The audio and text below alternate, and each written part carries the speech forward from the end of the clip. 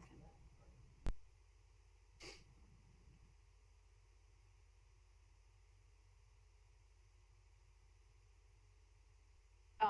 Tom, thank you for the notes. Thank you for Friday. Appreciate it. Okay. Did you see the one about on the 6th? Okay. Madam President, Commissioners, it's now 11:30. All right, thank you very much. Welcome, everyone. We'll go ahead and get started. This is our pre-commission, and we will start with any sort of general housekeeping items or comments or questions from the commissioners before we move into the agenda. All right, seeing none. Any comments or questions about our agenda for today? No? All right. That was quick. Director Wong, back to you. Thank you, Commissioners. Good morning to all of you. A couple things right up front. As you are aware, today and tomorrow, we're hosting our annual maintenance rodeo. This is a opportunity for our teams to practice in some very difficult maintenance operations in getting ready for the competition in December, in the November timeframe. Now, you are all invited to come out and attend. Tomorrow at noon will be a lunch followed by the awards ceremony for those that have done incredibly well. Shandy, by the way, we also have HR out there with their recruiting booth out for the event. And Shandy tells me that this morning, first thing, we had a CDL driver that walked up and said, I'd like to have an application. And so it is working as we move forward. So again, you're all invited. Tomorrow, Thursday at 4:30, we have our pedestrian advisory group meeting via Zoom, and then at 5:30, we have the first of two public open houses for the FY23 budget here, and of course it'll also be over the Zoom channels and stuff, and you're all invited to attend that. So now, what I'd like to do is share some thoughts on a project that does not exist yet. And such. And what I'm talking about is the Emerald Bridge. And as I understand it, it's been a long-standing challenge to people, bikes, pedestrians across the board. Anyway, this concern was highlighted to me about a month ago regarding the current condition of the pathway that impacted our sight-impaired citizens here in Ada County. For those of you that are not aware, this is an ITD bridge, and there is a sidewalk sorta that goes up to almost that bridge, stops, and becomes basically a pathway where a lot of people utilize that bridge across the board.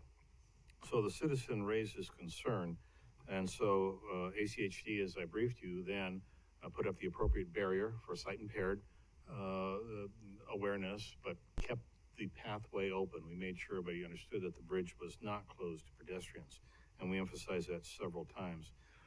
Citizen then raised another question concerned about all pedestrians being able to safely utilize that pathway, and as I said, it's obviously been something there for some time.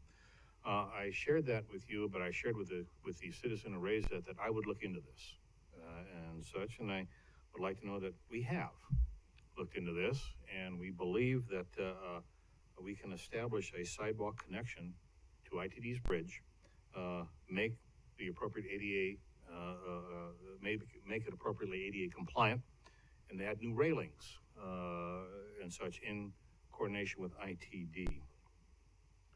We believe we can do this in a reasonable time, and we believe that we can do this by designing it in-house, so we don't have to go out into the marketplace.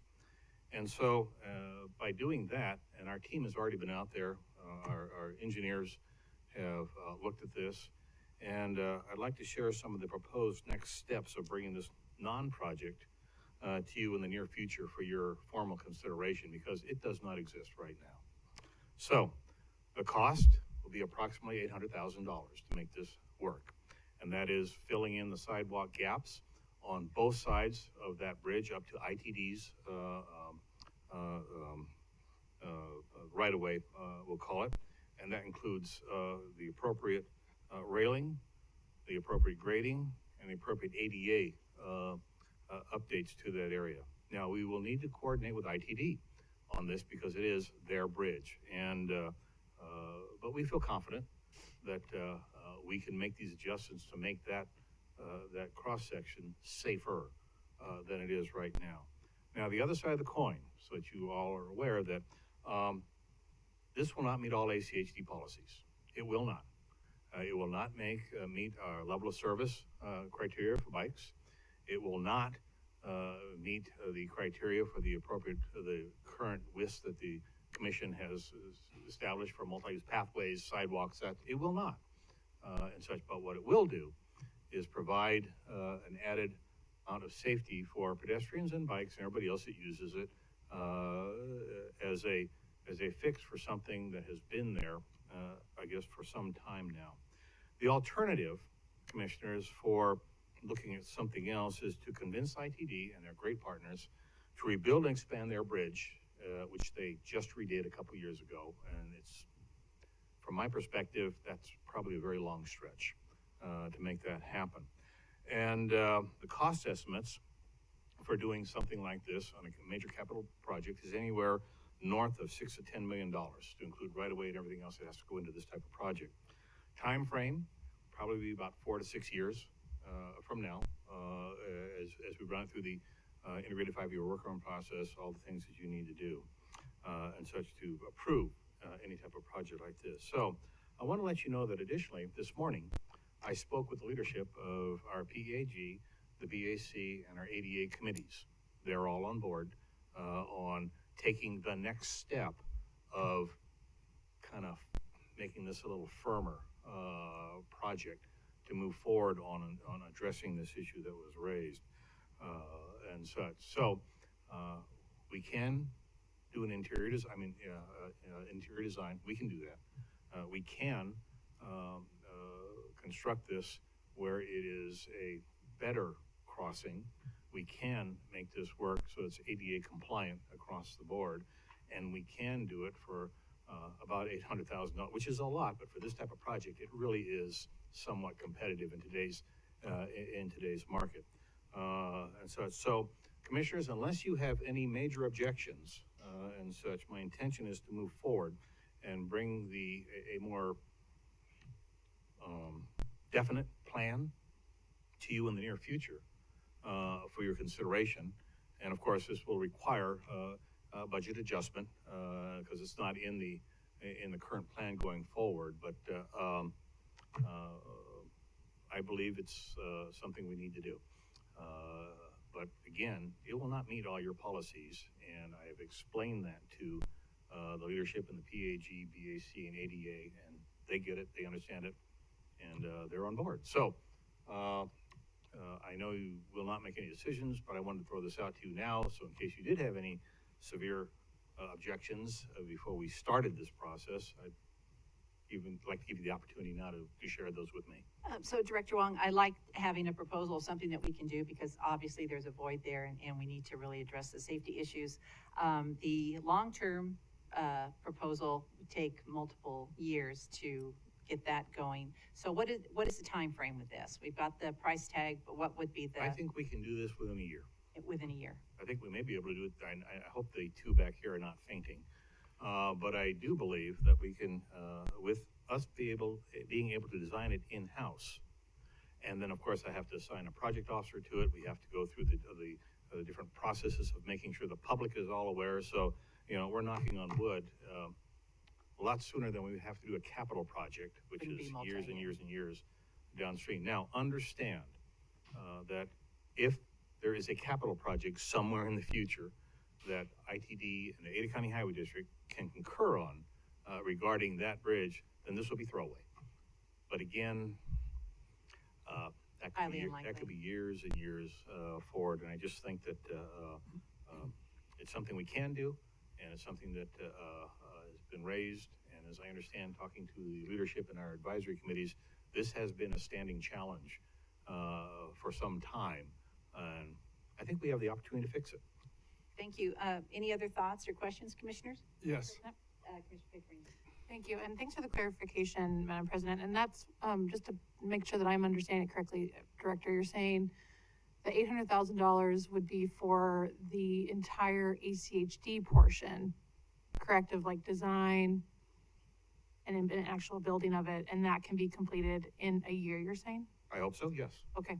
So yeah, Now- I agree with President May about a formal proposal, and I think that this is great that you've green-lighted just looking into this and having a plan, because this is a project that was one of the first constituent concerns that I ever received as a commissioner. So I'm happy that we're doing what we can to make it safer and continue to work with ITD to see if they can make it.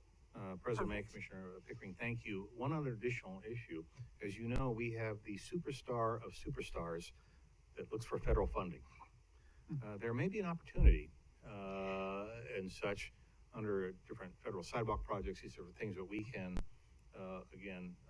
look to see if those opportunities are there. But that'll come in with the design process and all the things we want to go through to make this happen. But I will say Gary's team was incredibly supportive of getting out there, looking at it top to bottom. Justin's team will be absolutely supportive in project management and all those great things going forward, but we got to do this. Good. I like that you took And it's a that gap second look. project. Yeah, there you go. It's a gap project. An important one. Very good. Commissioner Goldberg. Along those lines, because I'm remembering back to when we had the first conversations and approvals and projects beginning down at the end of Americana to go all the way out to 10 Mile. This is probably one of the only real gaps left in the fulfillment of that particular timeline and bunch of projects all the way out there, isn't it? Or do we have I know we did Pine, we've done a lot of it along there. I really can't think of any. Executive is covered and presidential. Okay. Getting there. That's one of the first full-blown bicycle corridors that I remember discussing in the last 8 years. So that I'll take it from all of you that we'll move forward. We'll get you a more definite plan in the very near future. And then we will socialize that, of course, along with all the appropriate agencies and media and such. And as I assured the leadership in our advisory committees, I'd be back to them in the near future with, okay, here's what we think as we kind of finalize this to get their thoughts and such. Very good. Thank you. Commissioner Hanson. I appreciate this very much.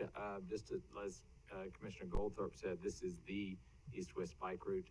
And in fact, the current constraints on that bridge means it's also the one state facility where traffic actually goes slowly over the bridge, which is in and of itself a good thing. My question, and I think you touched on this, is that because the non-compliance or the tricky part of that is actually on the ITD facility, that if because they're coming to us on 16 and all these other places to be players and come up with money to put money into the facilities leading up to state facilities, and the fact that they've probably been appropriated more than they've ever been appropriated in the history of ITD, that if there was some cost sharing, I'd say move forward as if there wasn't, but it just seems such a small amount that if ITD with ITD, a federal grant could help cover those costs, that would be great, because of course it is an ITD facility that we're going to be making as close to compliant. And I really appreciate the fact that, if we're dealt with something, it is a priority bike corridor and we need to make it accessible.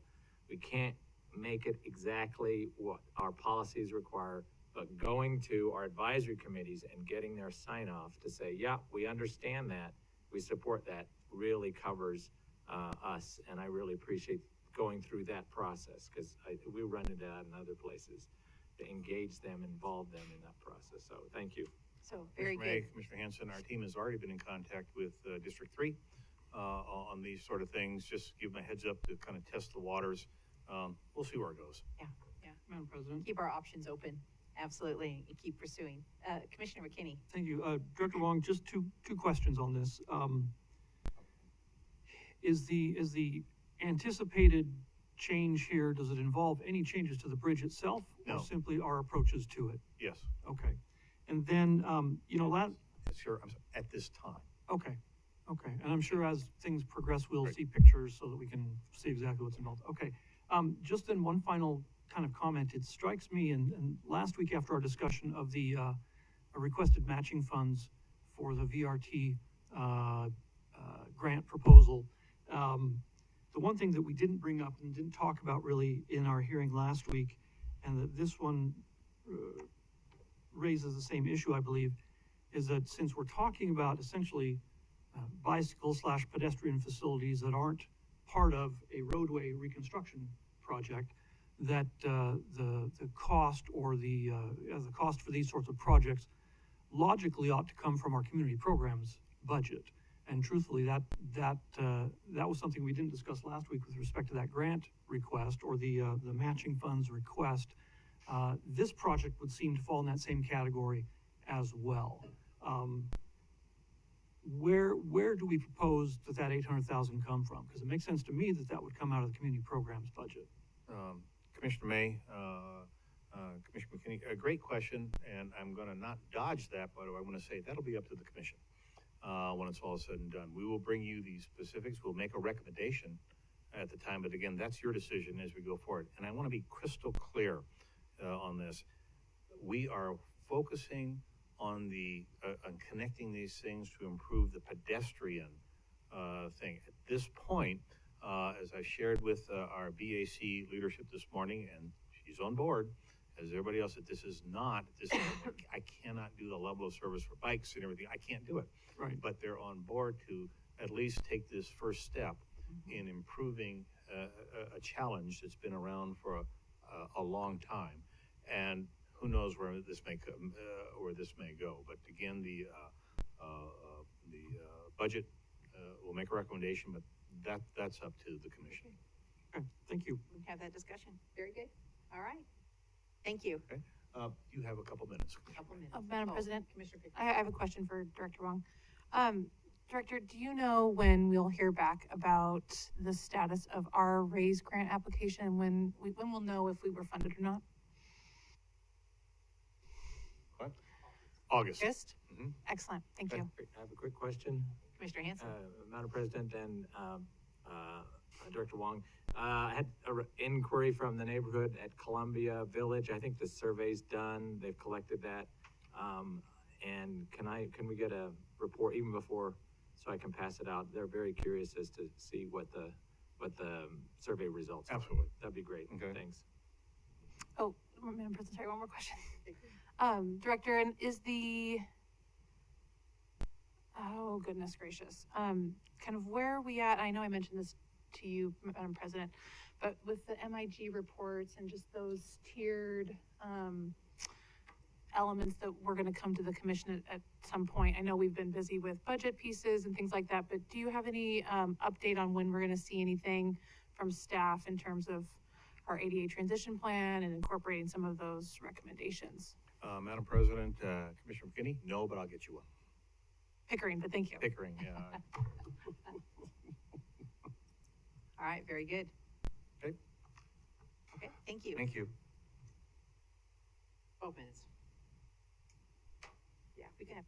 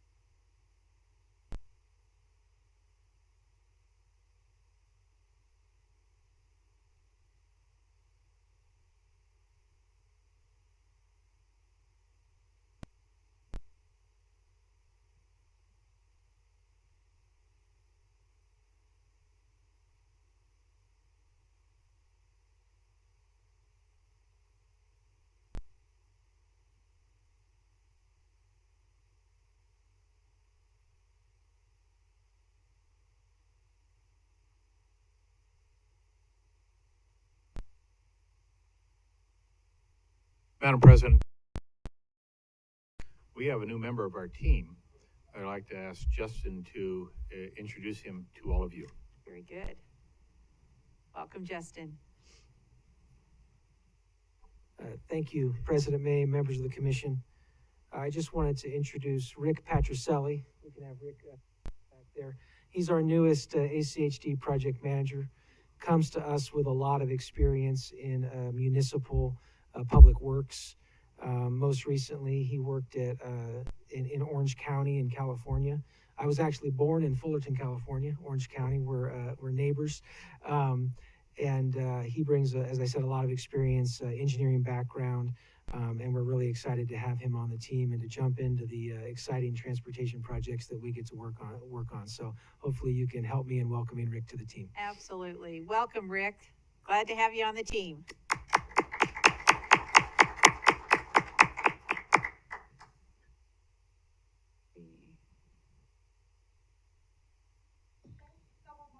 One more minute.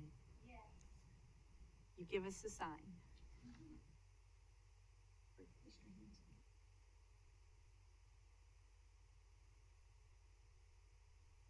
I have an executive. Oh, that's funny.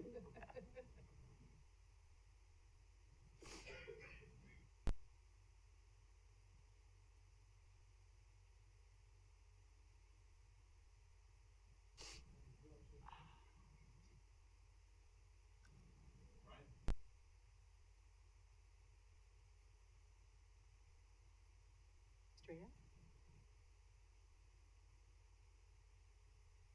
Well, 12. All right. Welcome everyone to our commission meeting. Glad to have you with us, and we will be led in the pledge today by Mr. Ryan Head. Ryan? I pledge allegiance to the flag of the United States of America and to the republic for which it stands, one nation, under God, indivisible, with liberty and justice for all. All right. Thank you very much, Ryan.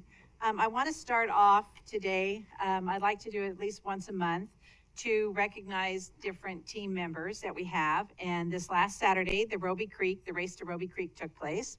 And once again, it was held after a 2-year pause due to the COVID-19 pandemic.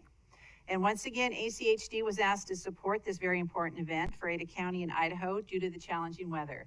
We did that back in 2019, where we literally had to go out and we couldn't find the road. So we were instrumental in almost rebuilding that road out there for them. ACHD was proud to again support their effort this year. And as you can see from the pictures, it was a little bit challenging. If you did look at the tires there, those chains, I think the first day they went up there to try to get the equipment up, they couldn't. And so they had a few challenges. We would like to thank our Adams team for their outstanding support for the race and their stellar focus on best ensuring the runners, walkers, and all participants were able to compete in this annual event. So Team Adams, thank you very much. We applaud you for all you do for so many, and especially during support for this event. So the team members are, and I apologize if I mispronounce your last name, but I'm going to give it a shot. Clint Heckenlively, Brian Rapp, Justin Starkey, Pete Ramp, and Kevin Domagini. I hope I got that one right. But thank you, gentlemen. You do us proud, and we appreciate all that you do. Thank you.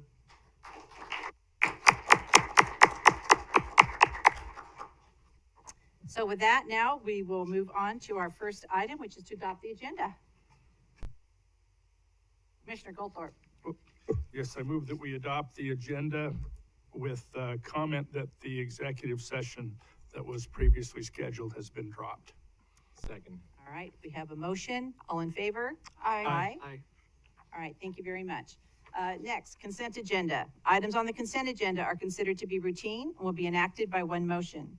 There will be no separate discussion on these items unless a commissioner or a citizen so requests, in which case the item will be removed from the consent agenda and placed on the regular agenda. All consent agenda items are commission action items unless noted.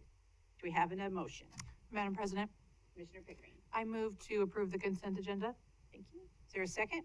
Second. All right, all in favor? Aye. Aye. All right, thank you. regular agenda, no items on that today. That takes us down to public communications. Ms. Spencer, anybody signed up to address the commission on Zoom or in person?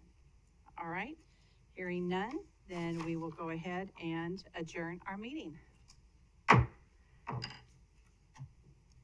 Now, the work session. First up. Batter up. 8th Street Bikeway Concept Study Presentation. Start with Ms. Brooke Green. Brooke, welcome.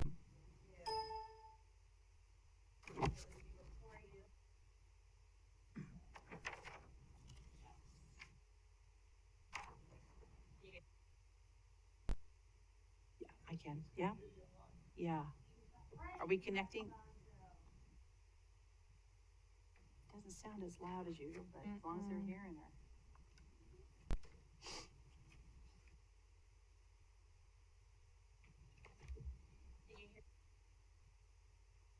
We can hear you We fine. can hear you.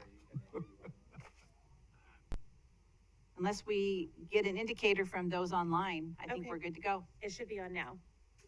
All right. Thank you. Oh, yeah, I can hear the difference.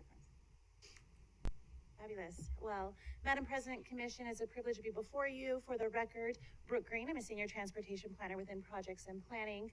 Today's presentation is going to be actually a partner presentation with Zach Pietmeyer from CCDC. This is probably, I think it's the second or third time that I have been before you to introduce this project. Well, we're about at the adoption phase. So the intent of the purpose of today's presentation is to highlight the project itself in anticipation of potential adoption next week. The project objectives, there's two objectives going into this. Provide a consistent low-stress bike connection between the Greenbelt and Boise's North End. This is consistent, low-stress route complements the already existing bike facility that we see in place already on 8th Street from the Greenbelt all the way up to State. In addition to this, it's to complement CCDC's project. They are as partners in this project, but their project is a little bit different. Their project includes streetscape upgrades, transit improvement, utility works, in addition, trying to coordinate with redevelopment that is occurring in that location.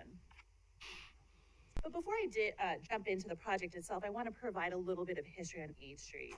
The 8th Street plans that you see before you, the 2011 CCDC 8th Street concept and the subsequent 2016 CCDC 8th Street Corridor Master Plan are two complementary projects that have looked at all of 8th Street for types of enhancements. Specifically, the 8th Street Concept Plan was the base map. It depicted opportunities along the 8th Street corridor in which they can look to enhancements that take into account public spaces, but also take into account pedestrian and bike enhancements. Pedestrian safety is their #1 effort when they were going into this, in addition to being able to highlight the downtown core and provide safe avenue for folks who want to navigate through that space. The CCDC's 2016 8th Street Master Plan highlights the progression, the commitment to developing 8th Street into the destination that we know it as today. This corridor plan expands on the previous planning efforts and highlights both short and long-term efforts and strategies to enhance 8th Street for bikes and peds.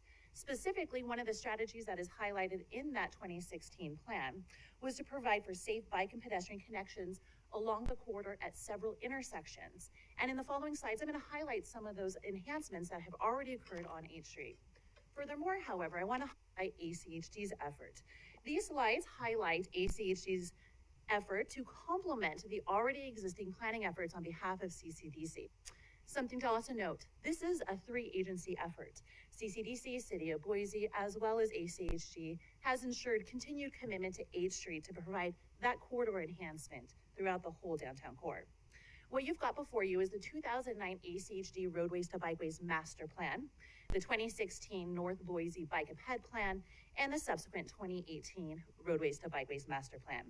Specifically, the 2009 Roadways to Bikeways Master Plan did highlight 8th Street as a bikeway connection between both the Greenbelt and North Boise. Subsequently, the 2016 and 2018 were both plans in which I actually was the project manager. Specifically, 2016 North Boise Plan. If you're familiar with this, we go out into the neighborhood, we engage with the neighborhood to help us identify areas in their geographic area where they'd like to see enhancements. whether it be pedestrians, traffic calming, or bike facilities. Particularly in 2016, 8th Street was identified as a medium priority. So North Boise neighborhood at that time in 2016 highlighted that they'd like to continue to see 8th Street as a corridor improvement for bikes and peds. Subsequently, in 2018, the Roadways to Bikeways Master Plan, we went and updated it. And at that time, we invited community stakeholders, and we actually, several of our meetings, we had 4 meetings in this room itself, bringing people in, helping us to identify through all of Ada County, how can we enhance our facilities for bikeways? And just to highlight what a bikeway is, it's a low stress, low volume location where folks can feel comfortable of all ages, can navigate safely. Bikeways are about providing facilities for all ages. It's not for those folks who are going to be comfortable taking the road. It's looking to low volume streets already, and how can we enhance those to make them more comfortable for all ages. Continuing on, I do want to highlight how this progression looked. When all of these planning efforts, CCDC's planning efforts for the 8th Street corridor that I highlighted, ACHD's planning efforts, in addition, City of Boise's commitment. And what you here is several enhancements that has occurred along the 8th Street corridor for over a decade, where we have committed to 8th Street as being the premier bike ped facility in the downtown core. 2018, City of Boise Parks and Rec went and enhanced that actual crossing for their existing greenbelt. 2012, you'll see right there is the RRFB. That RRFB bike push button, so it enables folks to cross River Street, continuing on 8th Street up north or south. 2005 was actually the installation of one of our first Contro. This is in the Bodo district, if you're familiar with it. It's highlighted in green, so folks know that they can anticipate that there is going to be a bike going Contro to the vehicles that are going north. Continue that investment. City of Boise and the Auditorium District enhanced the Grove there in 2016, which is also very comfortable for folks to navigate because there are no vehicles. This is a perfect avenue and destination along the 8th Street corridor. 2014, another destination along the 8th Street corridor was the Union Block. Again, you see the installation of the Contraflow bike facility. Again, so we can facilitate folks who are on bikes going going south, that they have a location that is comfortable for them. 2021 was our continued commitment to enhancing 8th Street as a bikeway, and that was the installation there of that protected Contraflow bike facility. And that brings us to today. This is the very last stretch along the 8th Street bikeway for us to complete. This project location is in 2 parts. The red is CCDC's portion, and the blue is ACHD's portion. Once we finish this portion of 8th Street, we have provided a connection all the way from the Greenbelt through the downtown core, several attractors, and into the north end.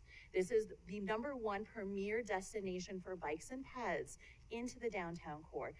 This connection and this project that I will be going over today will actually allow us to finish that after a decade of effort on behalf of CCDC, ACHD, as well as the City of Boise.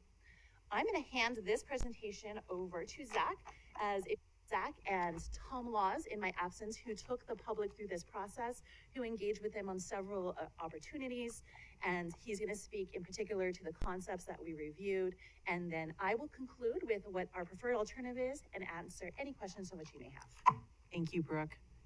Welcome, Zach. Thank you, Brooke. Madam President and Commissioners, it's great to be here. As we noted back on January 5th at our concept preview work session, there are a number of considerations that went into developing the concept alternatives shown here. First and foremost, bike and pedestrian level of traffic stress was a key factor, and bikeway design best practices.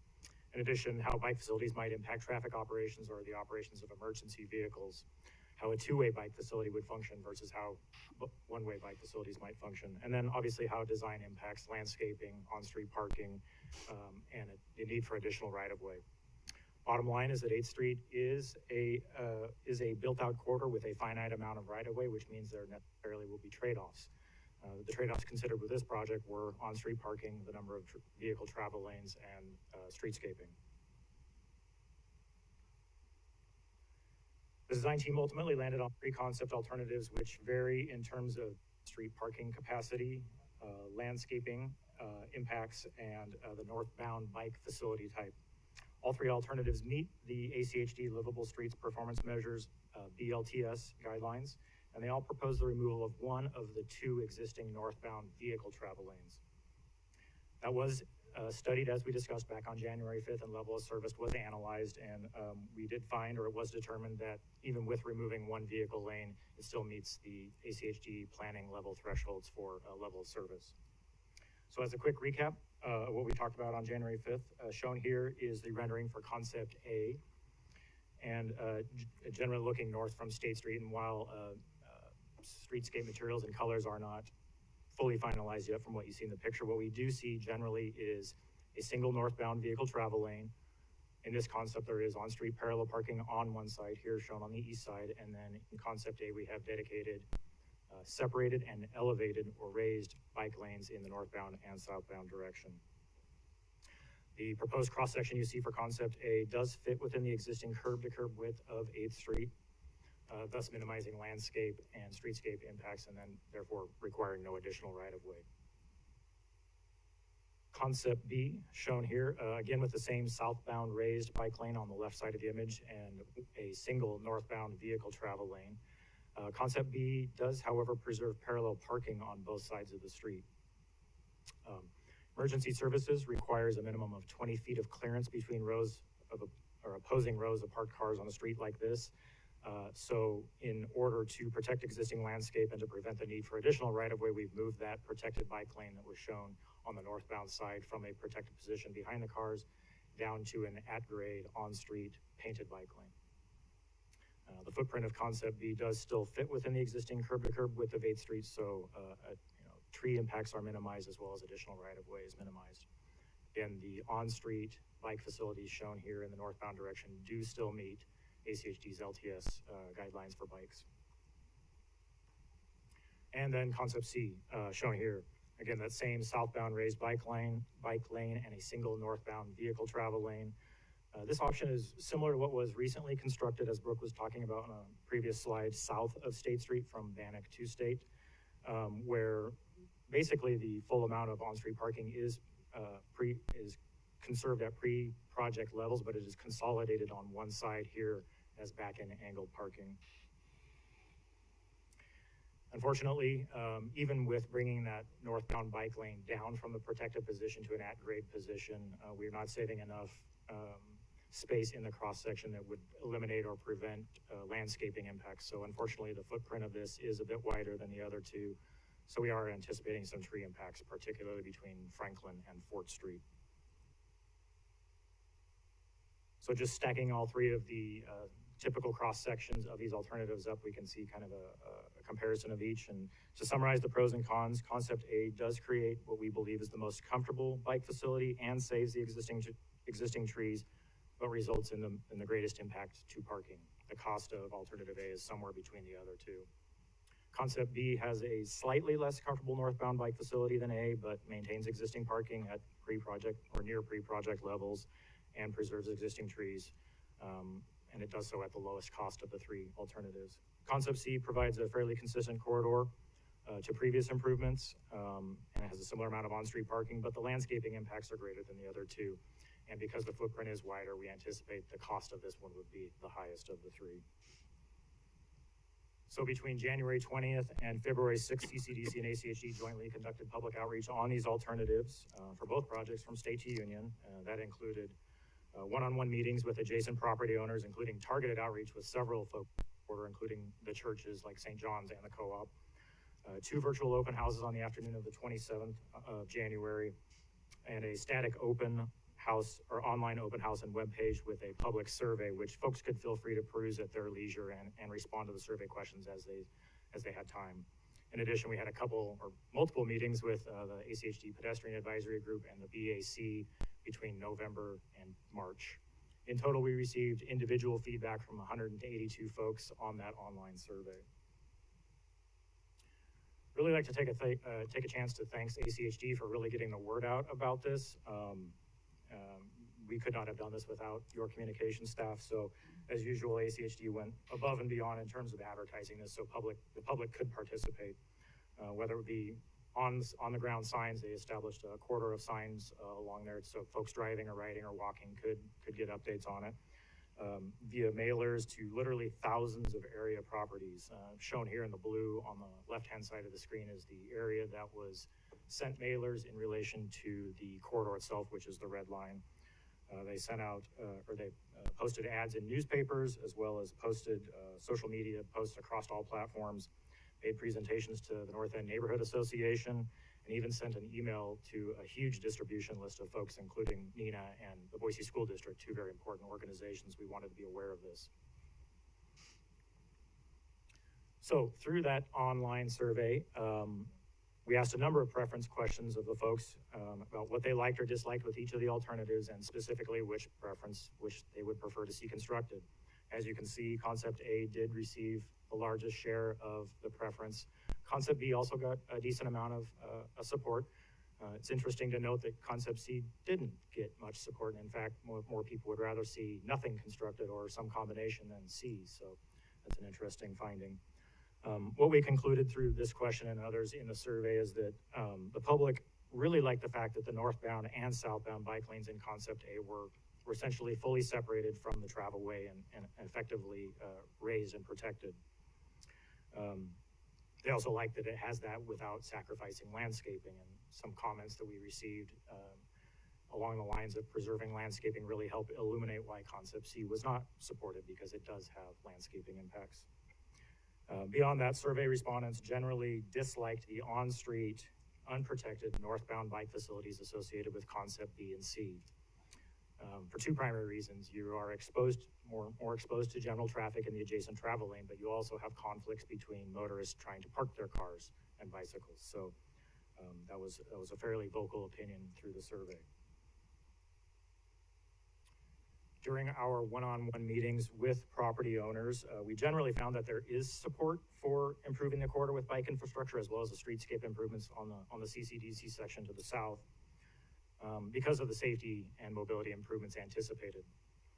And while property owners did share some concerns about things, including loss of a vehicle travel lane, potential safety at the intersection of 8th and State, as well as introducing a southbound bike lane on a typical northbound facility, there were concerns about driveway interactions or alleys and cars and bikes at those locations. But really the only concern that was shared amongst the property owners, and this was fairly common to most of them, was the potential loss of on-street parking.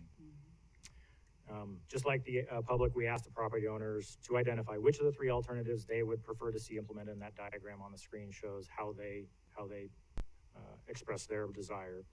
Mostly B's and C's, again, because those alternatives do preserve on-street parking at near pre-project levels. So with that, I'll hand it back to Brooke, and she'll walk through how the design team has synthesized all this feedback, and then a recommendation on a preferred alternative. All right. Thank you, Zach. Thank you, Zach. Madam Chair, so the next highlight I want to do is what our preferred alternative is. As highlighted, Concept A certainly provides the highest level of protection, while there are some trade-offs. I'll speak just really quickly to some of those, of the biggest concerns in which we heard. Some of the concerns, as highlighted by Zach, is really that loss of parking. However, we also heard concerns about conflicting with automobiles and the desire to preserve landscaping. Taking that all into account, the design team did go back to the table, and through partnerships with Ccdc as well as the City of Boise, they had further discussions, and they concluded that Concept A for the whole corridor would be the appropriate facility treatment. At first, when we took this out, the northern portion from Fort to Union was actually a different cross-section. However, based off of the feedback that we received, the comments from the design team, the comments from the public, but more importantly, the City of Boise requested that we actually have some continuity in the facility treatment, and that is why you see Concept A as a preferred alternative from State Street all the way up until Union. I do want to highlight a couple of things. We did, as mentioned, go out to the PAG. At the BAC meeting on March 7th is when we received unanimous support from the members in which to support Concept A moving forward, and that is Concept A in its entirety. In addition to that, highlight the City of Boise. Their City Council unanimously agreed that Concept A for the whole corridor was appropriate, and that was at their March 15th meeting. The estimated cost, and this is just for ACHG's portion, is about $1.1 million. This includes design, engineering, construction, and any contingencies that should come or arise. Again, just to highlight, what does that preferred concept look like? It is the safest alternative for folks, safest option for folks to navigate the space. It does remove the cyclist from on street. It also provides for an enhancement for pedestrians and cyclists who are going to be navigating that space. And lastly, just want to highlight, what did the public say? It was concept A, in which the public did support. And to conclude, our project schedule, this gives you a highlight. As we mentioned, this is a partnership with Ccdc. However, Ccdc is in a different phase. So we're here at the adoption of the preferred alternative. That's March and April. However, spring through fall is when Ccdc will go ahead and finalize their design through phase 1. We anticipate in 2023, Ccdc will begin their construction, whereas ACHD will begin design. And of course, our construction phase is at a later date. With that, it concludes our next steps. We're going to go out to the public for the public comment tomorrow, and then we anticipate revisiting this on April 27th for a consideration for an adoption. That concludes our presentation. We'll stand for any questions. Thank you, Brooke. I appreciate that. I do have a couple of questions. I had the opportunity to go out this week and meet with a group of constituents down in Boise, and I was joined by Tom Laws and Jason Tugby and Aaron from Communications. So I appreciate them coming along as well to help answer questions, because I know they were very involved too on Aaron's part with the outreach. So one of the concerns, the 8th versus 9th Street, could you just speak to that a little bit? I think you're aware of the concerns that they have. So if you could just address that real quick, and I just have a couple other questions for you. Yeah, thank you, Madam Chairman and Commission. If you'll pause for just a moment, I'm going to switch over to a different slide deck where we've got some backup slides. I think that'll help in this conversation. Okay, very good.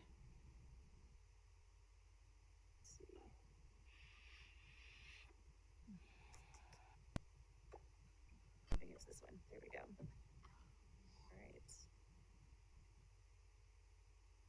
All right. Does everybody see this? Okay, fabulous. I do want to highlight, and we have received a couple emails regarding concerns about why it is we are examining 8th Street as opposed to 9th Street. Besides all the planning efforts in which I highlighted at the introduction of my presentation and the concerted effort on behalf of 3 agencies to actually look to 8th Street, when you look to this map, I think it really depicts a true vision of what that bike facility looks like for the downtown core. As you see here, is you've got 8th Street, and it's that connection all the way from the north end all the way to the Greenbelt. You can see highlighted there in red. That is the gap in which we're speaking to today. That is the gap that we are bringing forward for consideration for adoption. Should we look to 9th Street, and that is that adjacent street, you'll notice it's not highlighted. And you'll also notice in my previous presentation, through all the planning efforts, it was not highlighted or is identified as a facility for bike facilities. 8th Street, if we do not complete this project, we are going to have that obvious gap that we've had for 10 years that we've actually have dedicated a significant amount of time to complete. If we do look to 9th Street, we will have to finish the whole stretch of 9th Street all the way from the north end to the Greenbelt. And just to highlight the Greenbelt itself at 9th, there isn't an obvious connection onto the Greenbelt, rightfully so, because the street over on 8th Street, it ends at the Greenbelt. But I do want to kind of do a little bit of comparison because we did receive a couple emails in concern to this. I think it's important to do a side-by-side. So the next slide, or not. Oh, there we go. So here's our side-by-side comparison. You've got 8th Street and you've got 9th Street. So as I highlighted in the history of 8th Street, you're going to know it was identified in the roadways to bike roads, the Northeast Bike Ped Plan, as well as those planning documents. 9th Street, as I mentioned, was not identified within those previous planning efforts. In addition to that, 8th Street had a significant amount of investment to enhance it, both from the City of Boise, Ccdc, but also private development. As you see with 9th Street, there has been no bike investment onto 9th Street. 8th Street's got several destinations, as I highlighted. You've got the Union Block, you've got Bodo, you have got the Greenbelt, the Anne Frank Memorial, the co-op being, of course, an attractor, and then, of course, you've got the north end destinations.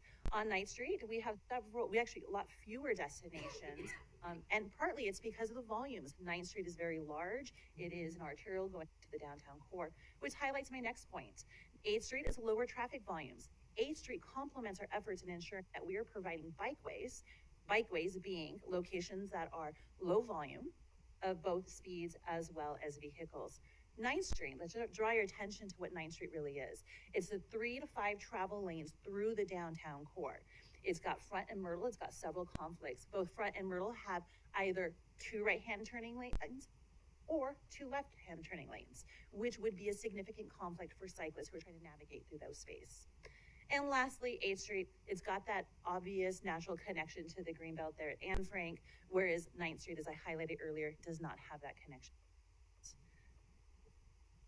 That concludes my comparison. Your comparison with both of them. So, Brooke, if we go ahead and approve the 8th Street project, that does not preclude any sort of concerted effort and look at 9th Street and the involvement, et cetera, and get everybody's input in there moving forward on those plans, correct? Well, certainly. I mean, 8th Street is a decade effort amongst several agencies to complete. It's a planning effort that we have committed both financially as well as a lot of staff time. There's nothing about 8th Street, if 8th Street were to move forward, nothing precluding us to examine 9th Street for any type of bike facilities into the future. However, it's not within the scope of this work. Our parameters were certainly 8th Street from the Greenbelt to the north end, and that is why you see the preferred alternatives focusing on 8th Street, because it is about completing that last gap of the 8th Street Bikeway project that all of our agencies have committed to doing. Right, and I think everybody understands that they're 2 separate things, but being in such close proximity, and that is definitely a hub. There's a lot going on down there with the co-op and the church. The other concern was the parking, in particular to the church, with the students crossing and elderly crossing to go into church, and could you speak to that a little bit? Yes, Madam President, Commission, this is a time I'm actually going to hand it off to Zach. Okay. Zach, in his planning efforts in my absence, did a significant evaluation of the parking. With that being said, I'm going to flip through a couple slides so we can get to that point within the presentation. Okay, thank you. I'll do St. John's. And these concerns were referenced in the letter we got as well just recently. Thank you, Zach. Madam President, Commissioners, so what you see here on the screen is a parking utilization study that our consultants helped us out with. So the Ccdc section on the left-hand side, ACHD section on the right-hand side, but probably some pretty small numbers, but effectively what they did is they looked at 8th Street proper as well as 1 block east and west for all the crossings. So what they found out through this effort, and again, I'm going to caveat this, the data was taken during COVID, so conditions observed in the field may not be respective of non-pre-COVID times, but what they found is that Sundays are typically the highest utilized times during the week, where you have up to 75% of the parking spots typically occupied. Throughout the week, it does vary, as you can see on that top graphic or the top chart. It does vary down to as low as 30%. Generally, we're finding that street faces have parking utilization of around 50%. So when you look at concept A, conceivably removing half the parking because it's only on half the street, following that concept, the parking shortage is likely to be absorbed in the surrounding portions of 8th Street or the surrounding cross streets. I don't know if that answers the question, but you want to talk about St. Okay. And actually, to continue, Madam President, Commission, to the question that you had pertaining to the church and some of the emails that we received about the loss of parking for folks who are actually accessing either the church's parishioners or the school that's located there. I do want to highlight, we did go back and take an analysis of the properties in which are owned by the church in that vicinity. And I think this, let's see if I have it. Right, see if I can find it. It's in here. We'll get there. There we go.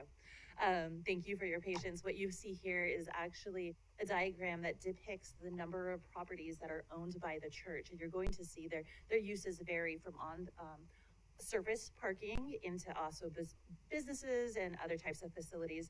But what I want to draw your attention to is what is up north, of course, across 4th Street, which is adjacent there to that school. And so you see 2 vacant lots.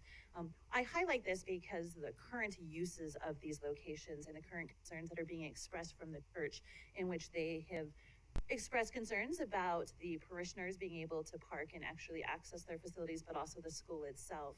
While we recognize that the loss of parking certainly does provide some challenges, we also recognize, based off of our utilization exam parking, that there's available facilities throughout this whole area in which either you can park and walk your child to the school and or use these additional properties as a mechanisms to provide surface parking for your parishioners. I bring this to your attention because, to that point, we do acknowledge it but we thought this was actually a great depiction of the available space that is within the area to provide that type of service for their clients. So Brooke, you mentioned the church, so they have had representatives involved in this whole process and having this dialogue with you. It's not just the residents that we're hearing from. Madam President, Commission, yes, that is true. And actually, we had several opportunities to visit with them prior to my absence. I did go meet with them. In addition to that, we did circle back once we moved these alternatives forward from the team who provided that service in my absence. Yes. Okay, thank you. Because these are really valid concerns that these residents have, and there's nothing like being down there, boots on the ground, and actually walking them with them and listening to them. So I appreciate you taking the extra time to answer these questions for me. Contraflow was another big concern, and we hear that not just with this particular walk, but we're hearing a lot about that. So could you speak to that, please? Yes, Madam President, Commission, the contraflow lane isn't something new. It's something that I depicted in earlier slides that we highlighted through the 8th Street corridor. While it does provide, it's different. However, the level of protection in which we're trying to put forward here, we're removing them off the street. We are actually putting them in their own designated locations. Really does provide a critical, and I would say an enhanced safety for those of all ages. Like we've mentioned in previous presentations, when we build out our bike facilities, it's not about those who are taking. It's about parents who are trying to navigate their children to destinations. A contraflow bike lane, in which this one is, but removed from the street, really does provide an extra level of safety. I also want to highlight the county and our concerted effort as ACHD to enhance our facility pathways. Multi-use pathways will be the same conflict that we'll see, where people are coming out, they're used to looking right, and you've got people coming left. While I recognize that is a potential conflict, it's something that we already see played out throughout the county with multi-use pathways, with the Greenbelt in particular, but also in the contraflow bike facilities. These are treatment options. These treatment options provide an extra level of safety for folks when we put them detached or we put a barrier between them. So to their point, I recognize that there is that conflict that could potentially arise. However, we have already figured out how to work with that in Ada County because these facilities are already in existence. Okay, thank you for that. And thank you both for taking the time to address these questions. I think hopefully this has been informative to them and perhaps allayed some of the concerns that they had. I do look forward to next week when we have the public hearing and we can hear from more of them and get a, kind of see if this is inform them and they have less concern about it going forward. So, but safety's always on our minds and we need to take the time to address these concerns. So thank you both.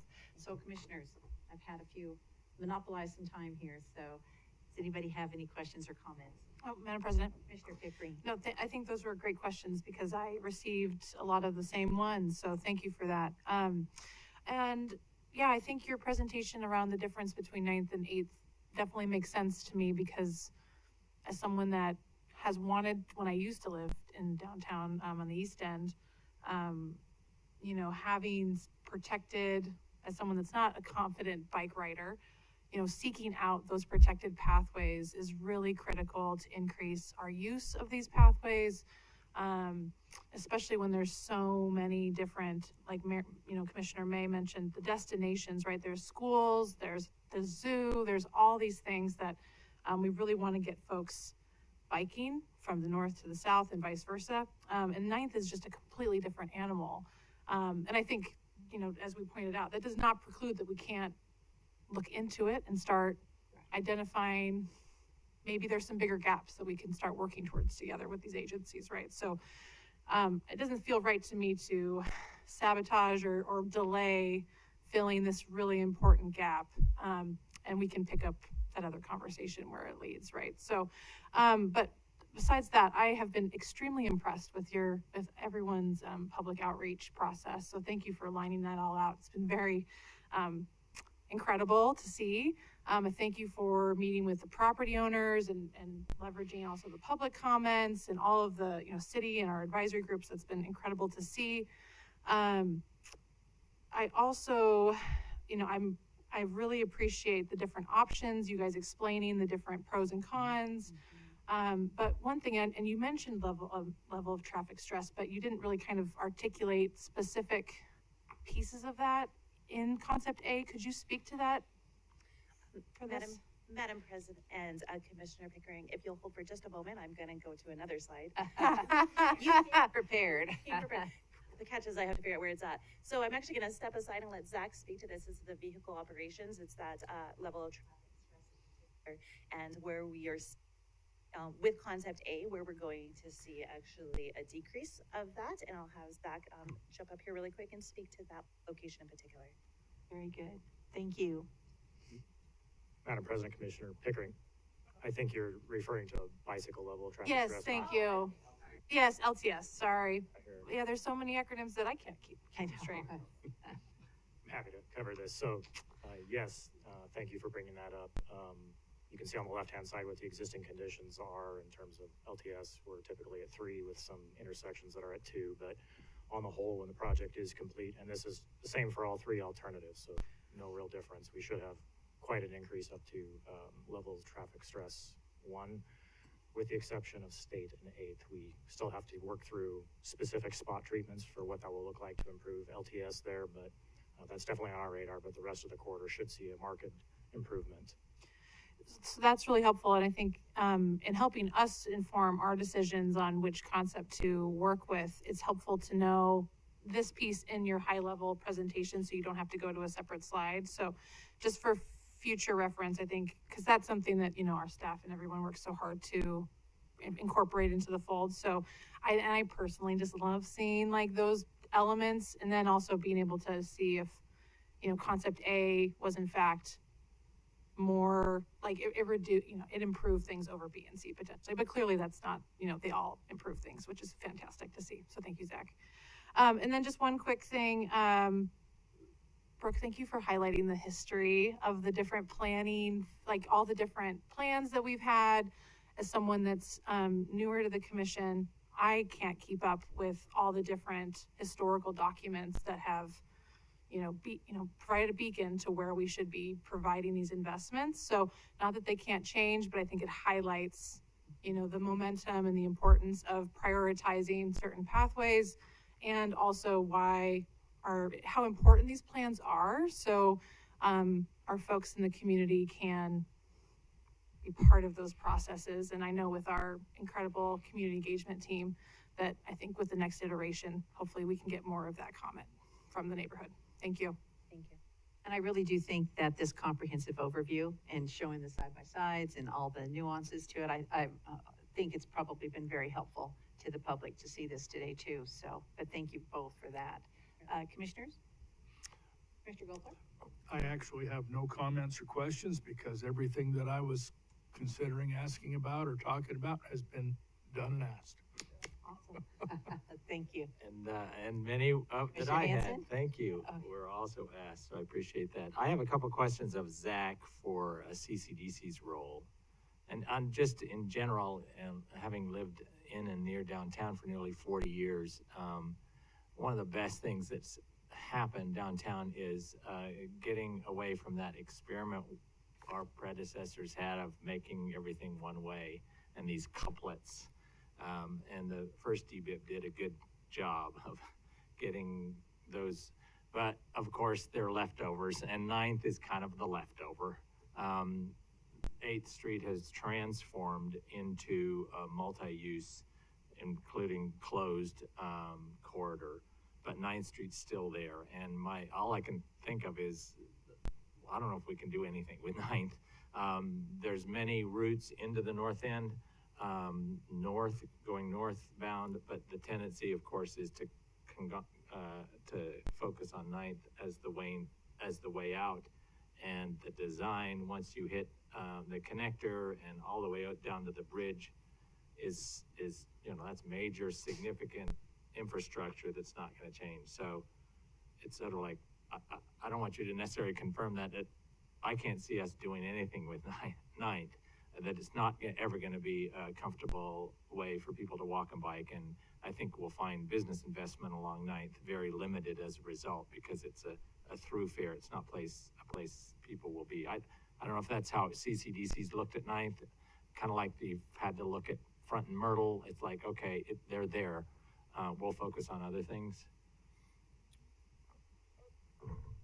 Madam President, Commissioner,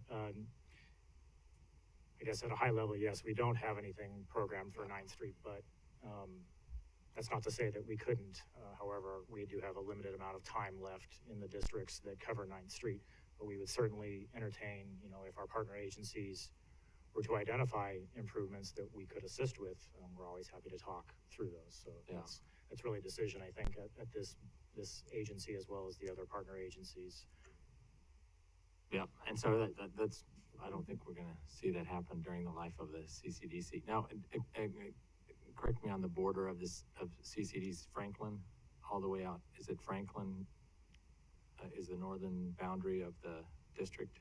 Madam President, Commissioner, it depends on which street you're on. So Okay. on 8th Street, we do have 2 blocks north of State. So State to Washington to Franklin is in the district. Okay. On 9th Street, nothing north of State is in So the district. the north side of State is in and outside, and the south side is in? On 9th Street. And that's why, okay, because what I'd like to see happen is CCDC actually develop, consistent with its other streets, the grid network downtown, the area between 8th and 14th.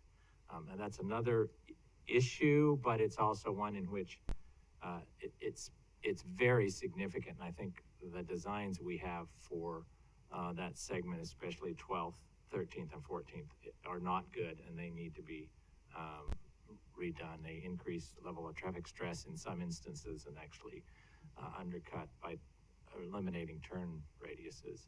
But so my preference would be, hey, let us handle this and you do the other, but I guess your boundary limits your ability on the north side of the street.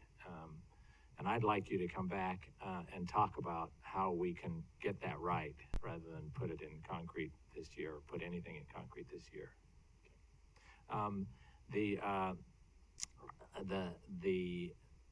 My view is that 8th Street, since it's already been designated to the south, this just makes a whole lot of sense, both A and B, depending on the parking.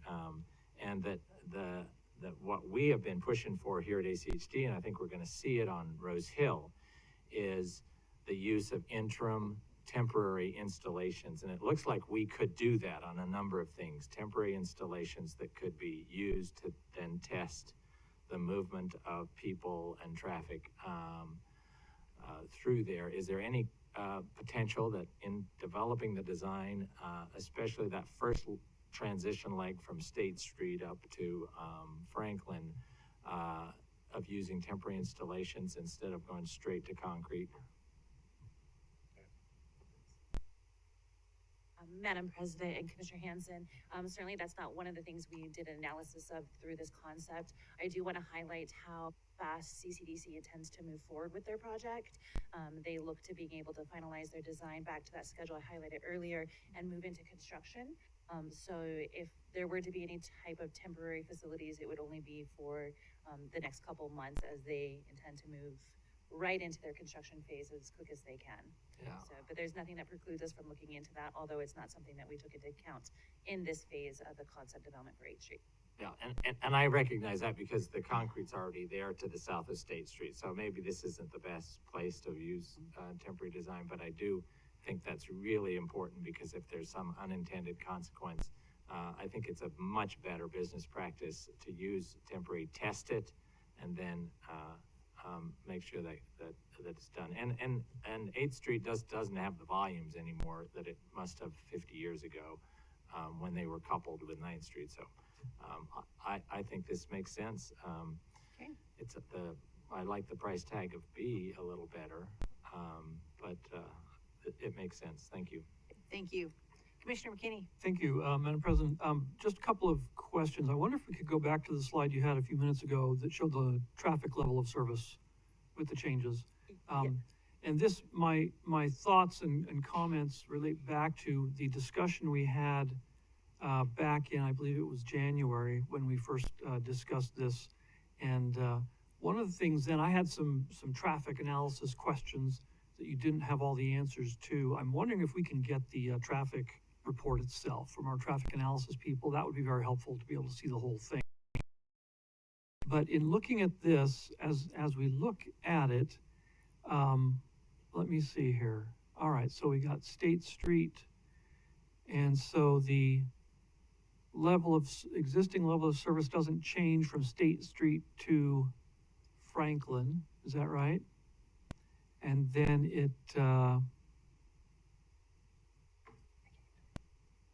in the street segments, it doesn't change, it only changes at the intersection of, let's see, what is that? That's 8th and,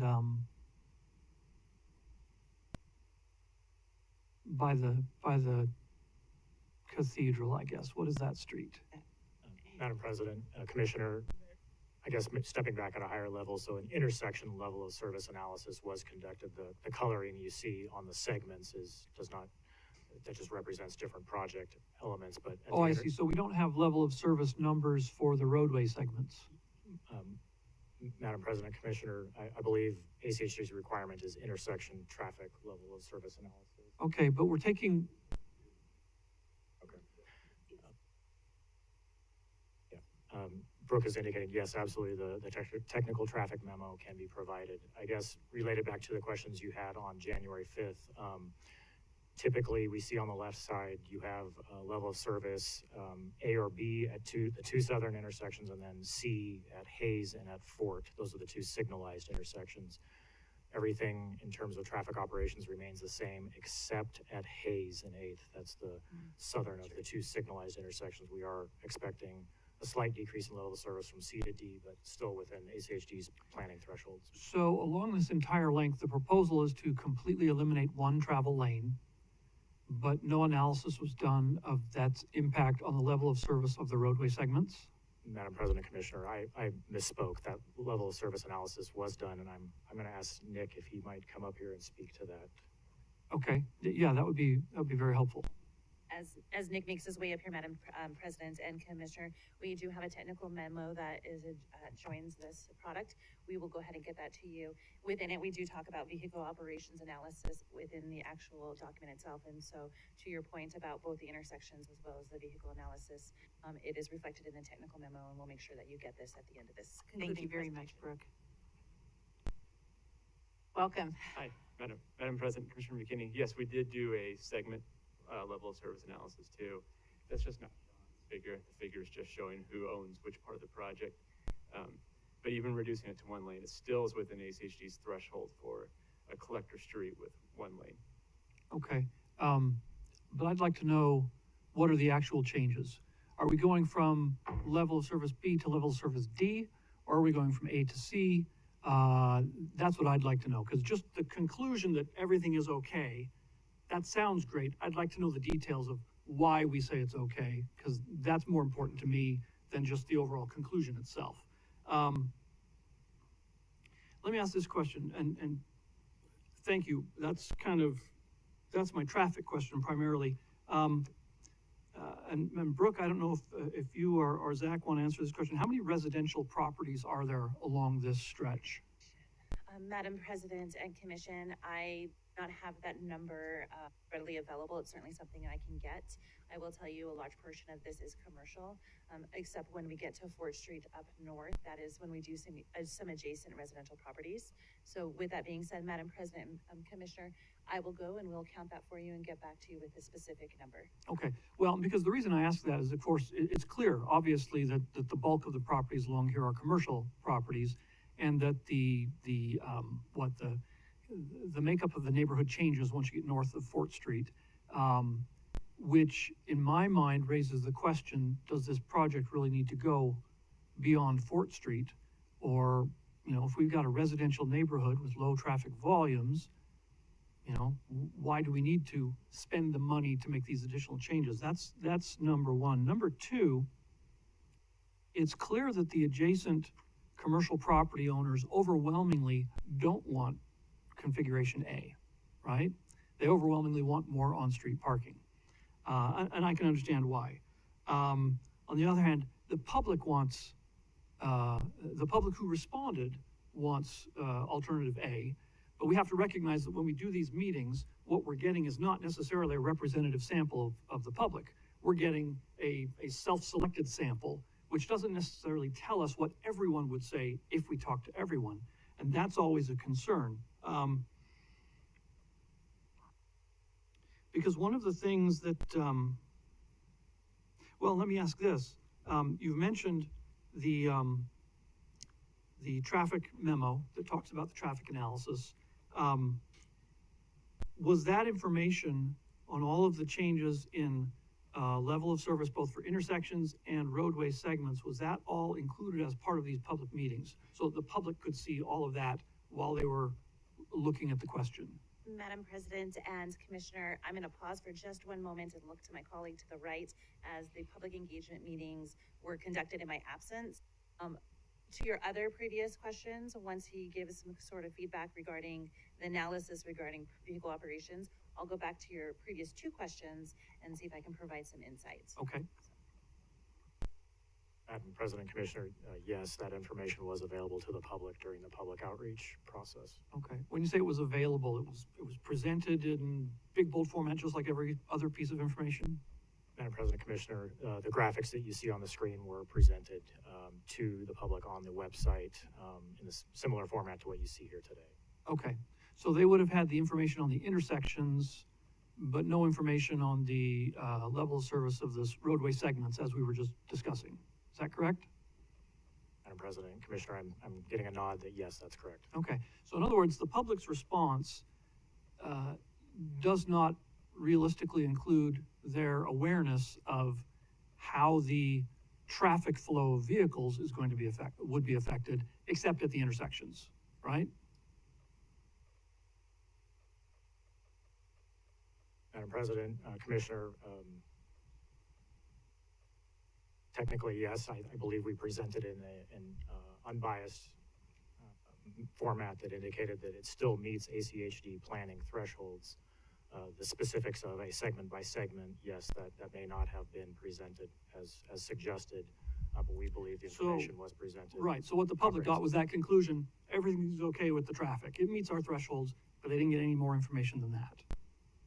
Madam President, Commissioner, no, I don't Okay. believe so. You know, as I look at this, there are two thoughts that come to mind. Number one, I like trees. I do like trees, but I wonder if we've kind of bent over too far backwards in trying to save trees as opposed to doing something that works better. We're trying to make this good for all users, but what we're doing is we're prioritizing trees over vehicles, and we've got to be able to find the impression I get from this is that the interests of bicyclists trump everything else. And I don't think the interests of bicyclists should be discounted or ignored, but nor should they trump every other consideration. And I'm hesitant to get rid of vehicle lanes. That's one thing that really kind of bothers me.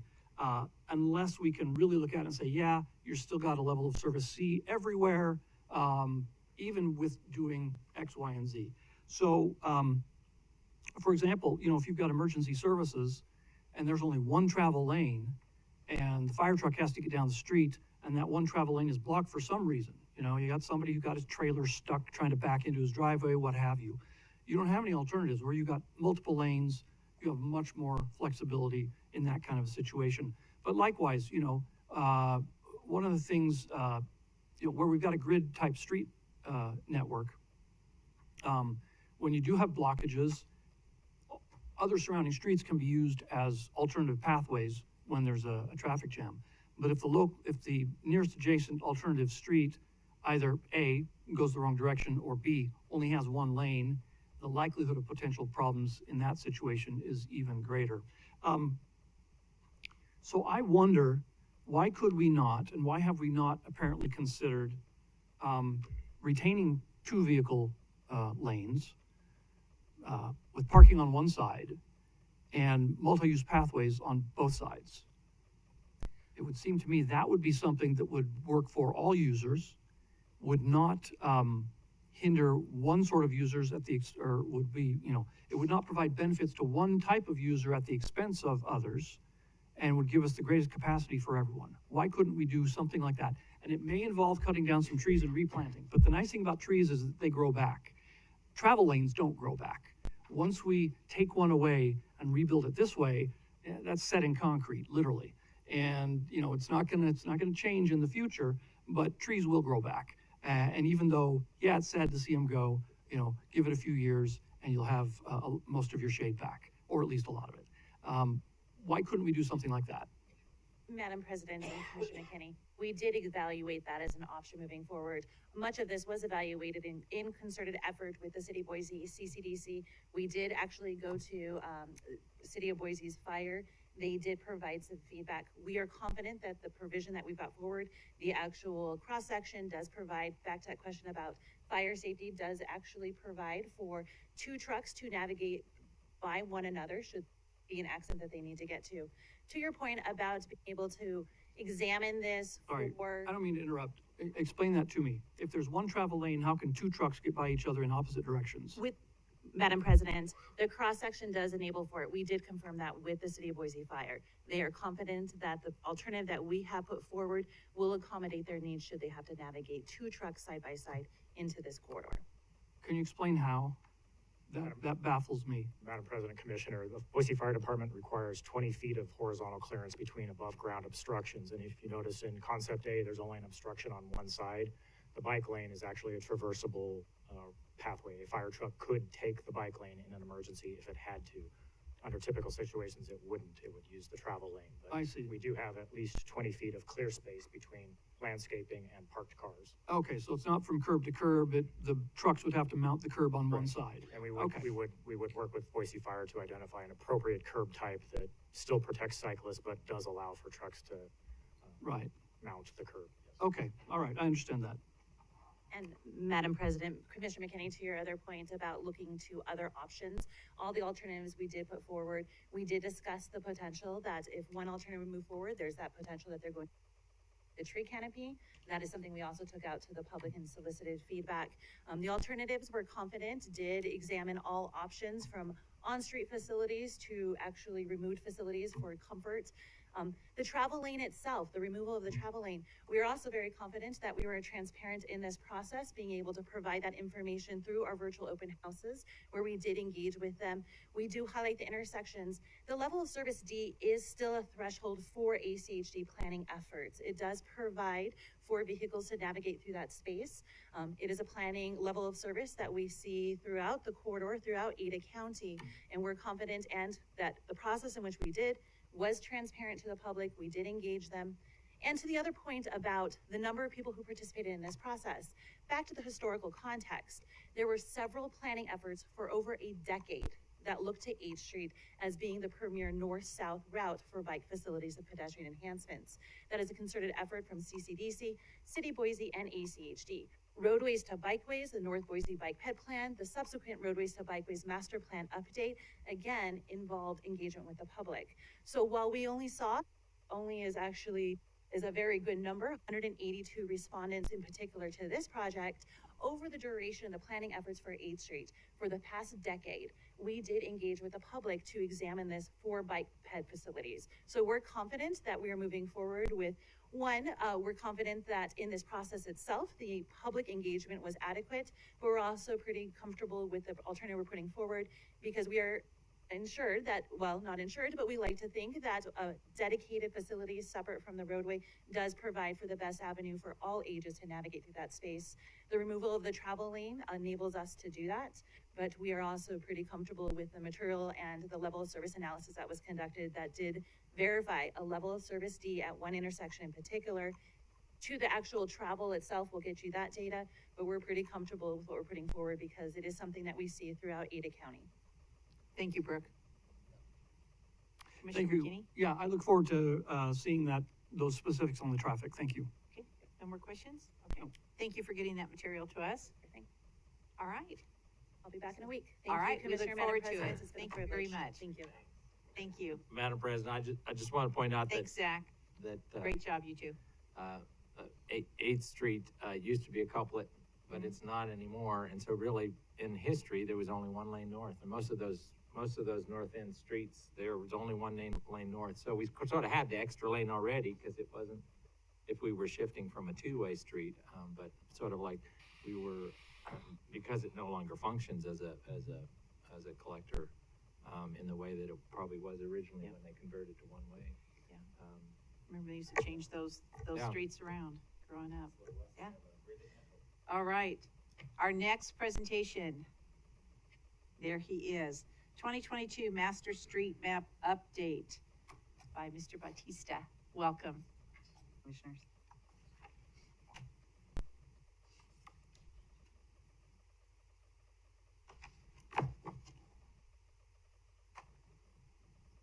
Good afternoon, Commission.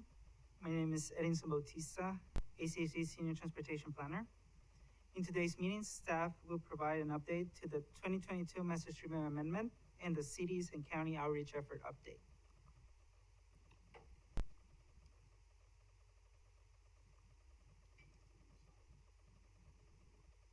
Oh, this one?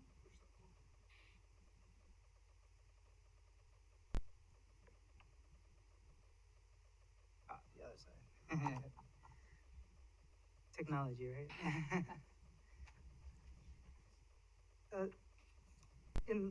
The purpose of this meeting is to provide a brief overview of the Master Street Map, provide an update on the cities and county outreach effort so far, and the next steps moving forward on the process. The Master Street Map was originally adopted on January 27, 2010, and last amended on October 28, 2020. The Master Street Map update is conducted on an biannual basis or every 2 years. The Master Street Map complies with Idaho Code 676517 Future Acquisition Map, which recommends the adoption of a map to designate the land proposed for acquisition. The primary purposes of the Master Street Map are define a shared vision of the future road network between ACHD and its partner agencies, establish a county-wide right-of-way preservation map, and establish an existing and future collector network map.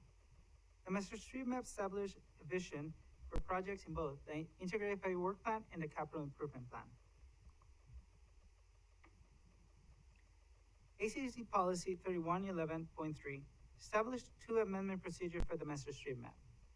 One is through the ACHD Standard Development Review process, which is the vehicle for processing and commenting on requests to amend the Master Street Map associated with new development. Second is through a large-scale city or county-initiated comprehensive plan change or sub-area plan update. Within these procedures, policy established step-by-step procedures that leads either to the approval or denial of a Master Street Map modification. The changes identified through these procedures become effective upon approval of the ACHD Commission and are not constrained to the update 2-year cycle. For the 2022 update, staff kicked off a cities and county outreach effort in August 2021. Through this initial outreach effort, staff collected the cities and county input through the use of online tools like interactive maps and emails. The input was later reviewed with the support of Development and Technical Services staff. Between November 2021 and January 2022, follow-up meetings took place with the cities and county staff to discuss the request and path moving forward. In the staff report, all cities and county requests were included as part of the attachments.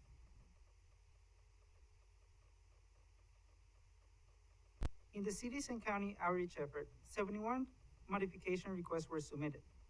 In this slide, we display the breakdown of the comments on several categories, including comments related to typology changes, road classification, collector network changes, roundabout network updates, arterial network changes, and general comments. Following ACHD policy, all Master Street Map modifications were reviewed to determine if they have been resolved through a development application or a comprehensive plan sub-area plan update. From the 71 requests, 19 requests didn't meet policy as established in the ACHD Policy Manual 3111.3. In the next slide, staff will share examples of the submitted comments. In this slide, staff wants to share examples of the requests resolved through a development application or a comprehensive plan sub-area plan update.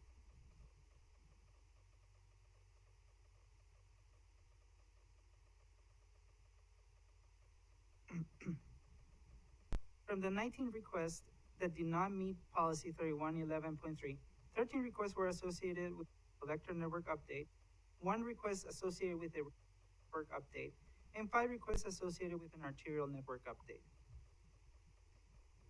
Madam President.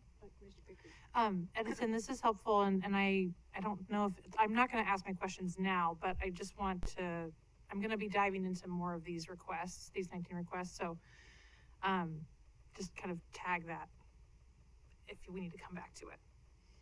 Thank you. Very good. In this slide, staff want to share example of the requests that do not meet policy. Some of the example includes the proposed collector connecting Marigold Street to Alworth Street, the proposed collector network between Cole Road and Pleasant Valley Road, roundabout at Park Center Boulevard and Warm Spring Avenue, the proposed arterial between Columbia Road and Highway 21, and a reclassification of Warm Spring Avenue, Eckerd Road to Highway 21. For example, with the Marigold Street to Alworth Street proposed collector, staff is in support but recommends waiting until the ongoing planning effort with Expo Idaho is completed. With the Park Center Boulevard and the Warm Spring Avenue roundabout, this is in direct conflict with the City of Boise adopted Harris Ranch Specific Area Plan, and per policy, staff would recommend an addendum to the plan prior.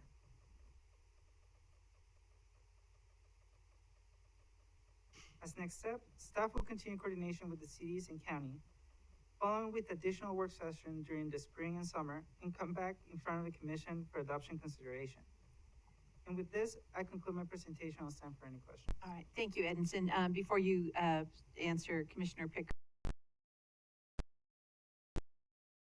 when we had the joint meeting with the City of Boise, we indicated that we would get back with them, and so they had a clear understanding of our process and moving forward. Okay, thank you. So I want to make sure we're taking care of that. All right, Commissioner Pickering. Thank you, Madam President. And so could you go back to slide 8? So can you just kind of, can you expand a little bit on what you mean by each of those 3 things that those 19 requests fall under? Because I feel like I understand them, but I also don't at the same time. So just kind of, can you just give a little bit more context for not identified and what that means for each of those 3 things that are bulleted there? Madam President, Commissioner Pickering, yes, I can stand. And so as part of the 19 requests that we received, all comments were reviewed on based on the data categorizations that we have the master street map base. So we have the arterial network identified through the master street map. We have the collector network and the roundabout. We categorize all the comments based on those 3 elements. Then we did a in-depth review within the planning team, as well in support with the development technical services, to determine if any of these comments were identified in a previously approved development application that was either proposed in the past couple of years between last update and this year's update. And then we determine if this would, if any of these comments would be able, it aligns with the current policies that we have. Following those, we determined, and we spoke with the cities to understand more their request on whether, for example, on the collector update, if there was, what was the reasoning behind those comments, and based on their response and also our policy, we identified those that didn't identify in any previous development application or any new update to the city's comprehensive plan update. So some of the cities are currently working on their updates, which might move forward this in the future, but at this moment of time, they haven't been identifying any of those 2 sources. Similar with the roundabout, this is associated with a area that have been planned, like the Harris Ranch Pacific Area Plan, where after reviewing the documentation there, it hasn't been identified on that plan, and there haven't been any amendments or updates that would trigger the inclusion into the map or the addition to the map at this moment of time. And with the arterial network, that goes back to the same process or review process that we followed for the collector network, and to verify if these have been identified in previous planning documents or any other approved document that have been reviewed by the commission or by his elected official in previous, before submitting it to staff. So I'll repeat back what I think I understand you're saying. So the city would either have to have a developmental application that approves this that fits this model of what they're asking for, or it reflects the vision of their comprehensive plan. Is that correct? Correct. Okay. So that's helpful. Because I was looking at the list of the requests that don't meet policy, and on page 9 of our packet that you sent in, 8 and 9 technically, a majority or half are from Garden City. And so I wanted to kind of get an understanding, and I, didn't have all the time to correlate the subject and location with where that is on their comprehensive plan or all of those pieces. So can you just kind of summarize, like, can you provide, is there a theme behind why? Because I can tell with the reference of policy is pretty much the same. But why so many of our Garden City requests don't meet policy? Madam President, Commissioner Pickering, yes, I can expand a little bit on the reason behind the Garden City's comment. So many of their requests, comments were regarding connections on their local network, on local connections. They wanted to see a collector network connecting local to local in the map. And some of them were in locations. And I don't want to interrupt you, Edison, but by local to local, do you mean collector to collector? I just want to make sure that I'm understanding all the words. Oh. So you're saying something lower than the collector, correct? Okay, thank you. So, yes, so in many cases, this, we consider that many of those would impact, have a certain level of impact to the property where it was proposed, or it didn't connect to it was connecting either a private road with a local road, and that, and it didn't align to what the concept of collector would apply. So as we review it with our development and technical services and the planning team, we consider those to be more local connections more than then aligning with a collector network concept that we use on the master street map. And because of it, our recommendation would be that those were better fitted to be reviewed at that development application process, and it will align better with a local connection more than a collector network connection. Okay, and so why do you think it would be a better fit for a local connection rather than a collector? Or, yeah, so could you expand that decision a little bit more? Yes, and so, and it goes back to that concept of it intersect, for example, a parcel right in the middle, and it prevents it to ever be anything besides the road network, I guess. Some were like that. Some other were like, we're connecting, as mentioned, a private roadway that goes through an undeveloped area connecting a local road, and as guided or directed by the commission in previous iteration, we don't include local roads in the master street map. So because of it, we wouldn't at this moment add it into the current adopted master street map. Okay, I think that makes sense to me now. Well, I think that's really, I appreciate you explaining that, because I think Garden City, is, and all of our communities are unique, right? But Garden City is very compact. There's a lot of smaller, very narrow roads that fit kind of that local, designation and not collector. So it almost feels like our process isn't compatible with their street design, essentially. That's kind of my feeling. So it's almost as if, the does not be policy and piece and kind of the flow of this work session. And I know you've mentioned in May that you're going to be meeting up with cities in the county, with their feedback and kind of this whole process. But since this doesn't seem to be compatible with their street design, how do we incorporate their requests in a way that we can honor what they want and it's meeting what their vision is, without just kind of tossing it aside, if that makes sense? Madam President, and Commissioner Pickering. So, as part of this process, we worked with our developmental industry and communicate the city's intent as they move forward. And this opens up the conversation to the city and also our developmental industry to have communication, even if it doesn't apply to the master street map. It opens up that conversation with them to kind of sort out how it can function or how it can move forward. But so it opens up that conversation. I would say that it opens up conversation, and not necessarily we push it aside. It opens up the conversation. Let's know our staff, what's the thinking behind city staff, and vice versa. So, Do these comments get incorporated in any other planning documents that could, no? No, okay. And then, just a few more. Thank you. And then on the general comment section, what do we do with those comments? And I just see that we say thank you, but what happens with those? we keep our records. We understand some of the comments from, especially since they were mostly from Garden City, certainly. Mm-hmm. We understand their concerns and their interests behind it. But in many cases, a lot of these comments have been previously brought in front of the commission, and the direction has been to not move forward with them. So our approach is acknowledging that we received it, and we keep it on our records for the master street map. Okay.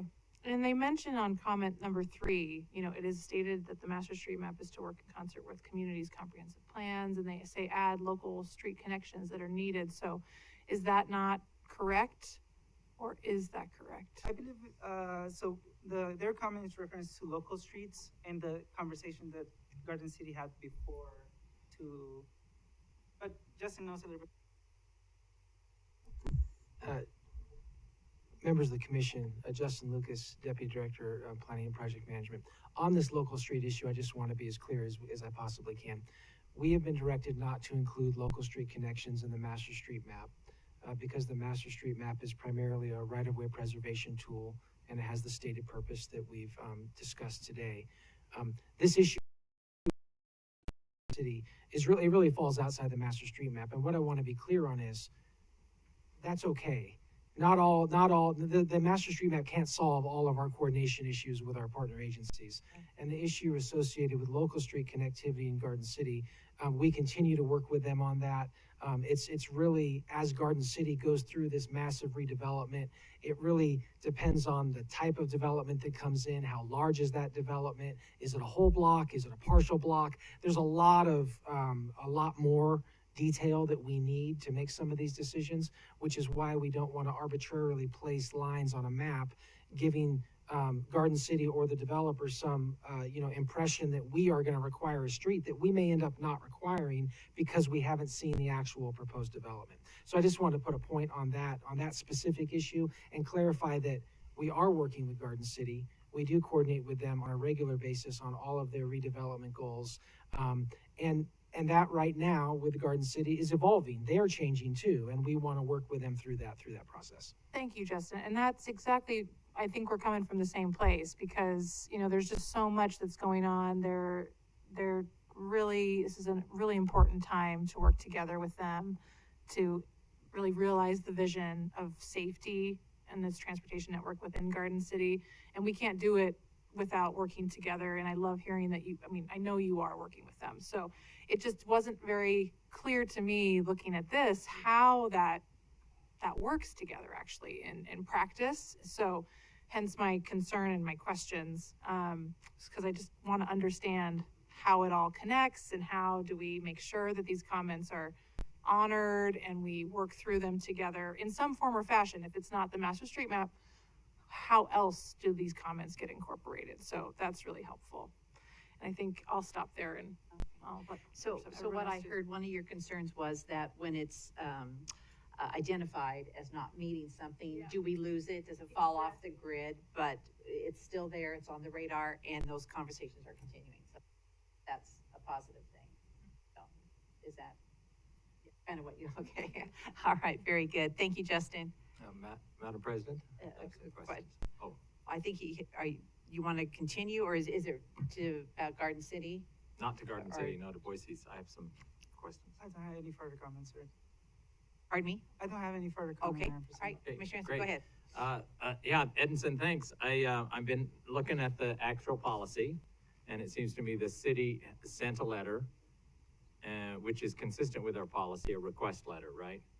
31113.3.1, and they included all of their items in their request letter. They included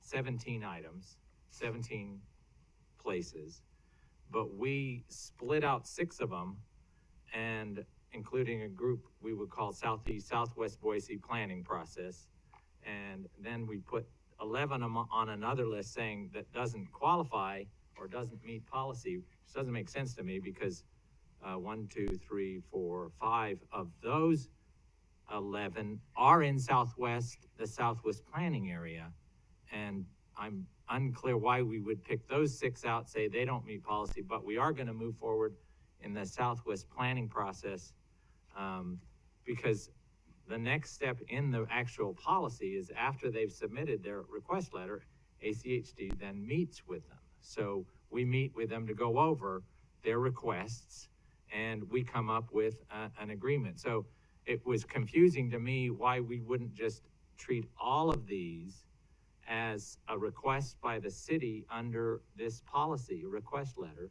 The city gets to decide if it is or isn't a large-scale comprehensive plan amendment or specific area plan. And in fact, the request letter is at the early stages, and presumably some of these are at the early stages. I know they're looking at both the Barber Valley, the 2 SPOs, as well as Southwest Boise, which is why probably they're concentrated in those areas.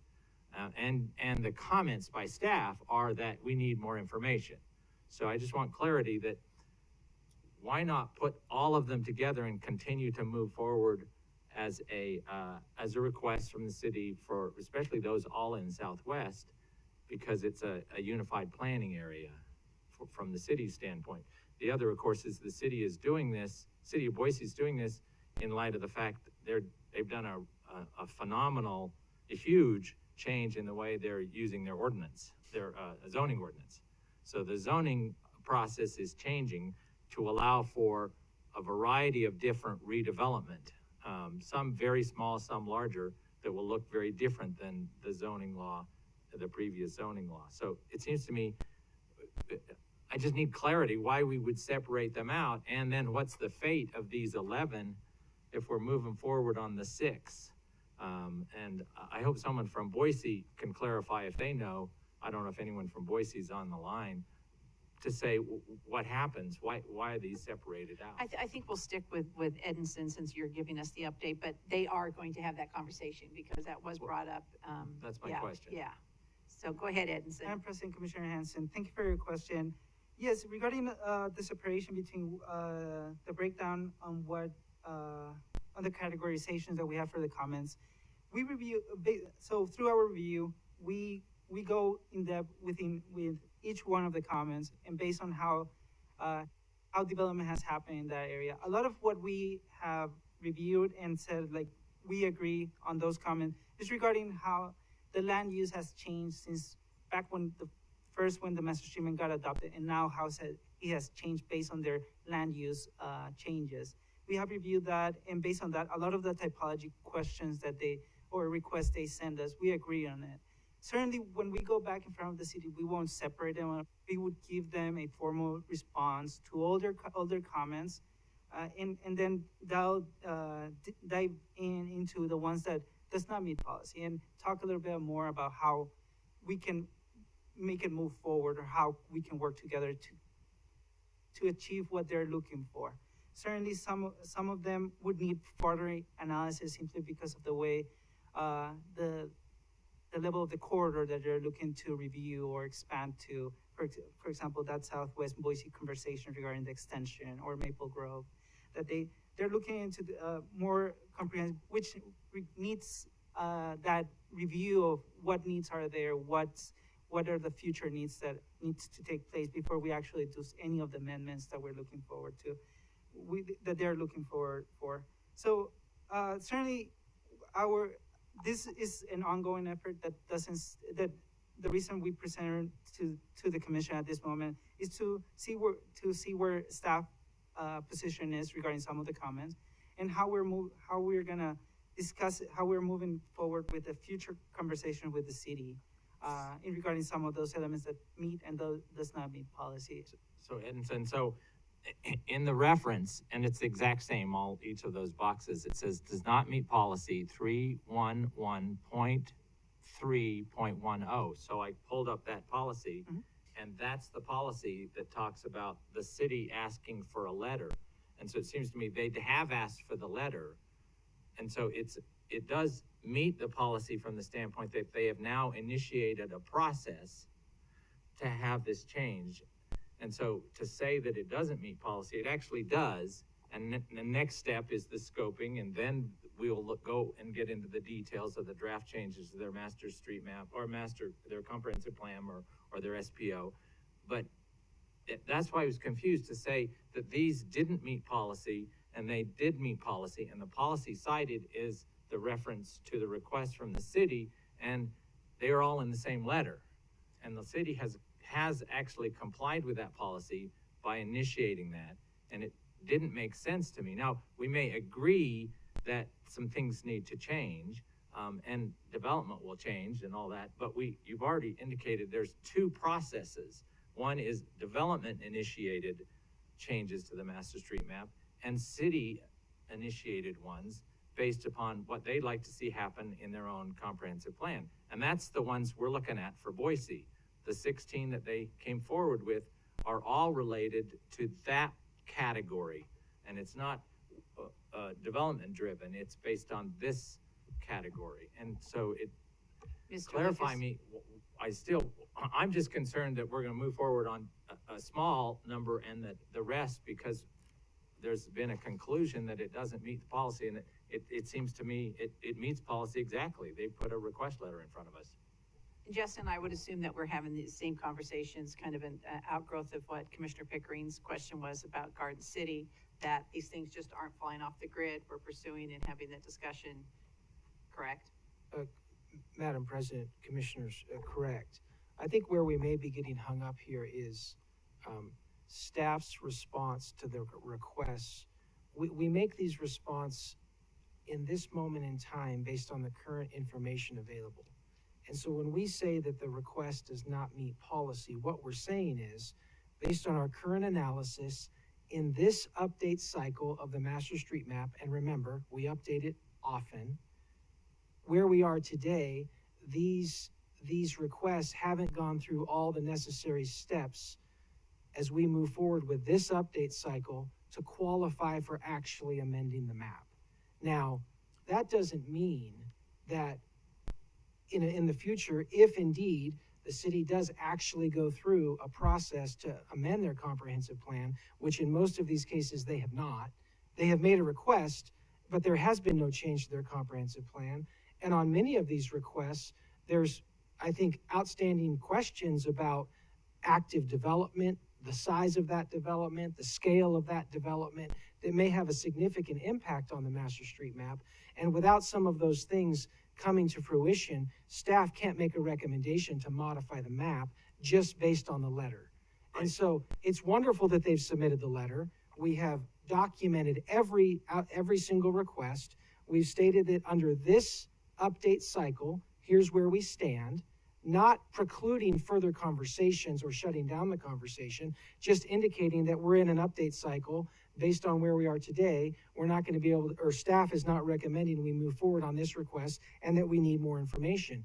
And the more information could be a lot of different things. It could be a request to update a sub-area plan like we have done in the past. It could be a corridor study. It could be all kinds of things that we would need for staff to feel comfortable making the recommendation to actually change the map. I hope that lays out the order of operations a little better. It doesn't actually, because it does for me, thank you. Because the policy specifically says the city does this at the early stage. That language is in the policy, early stage. It seems to me the city's done that. It's just the early stage for some of these maybe quite early, but nonetheless, they've done that. And so it's not our position to sort of evaluate them as to their existing comp plan. Our next step says a scoping meeting. So that's what we should do, rather than evaluate and say, they already know, it probably doesn't jive with the information we currently have. It's a redundancy to say, well, it doesn't, and so we're not gonna move forward. This policy specifically describes this process, and I wanna make sure that we're not arbitrarily sort of saying, okay, we'll go forward with this and not with this in this update.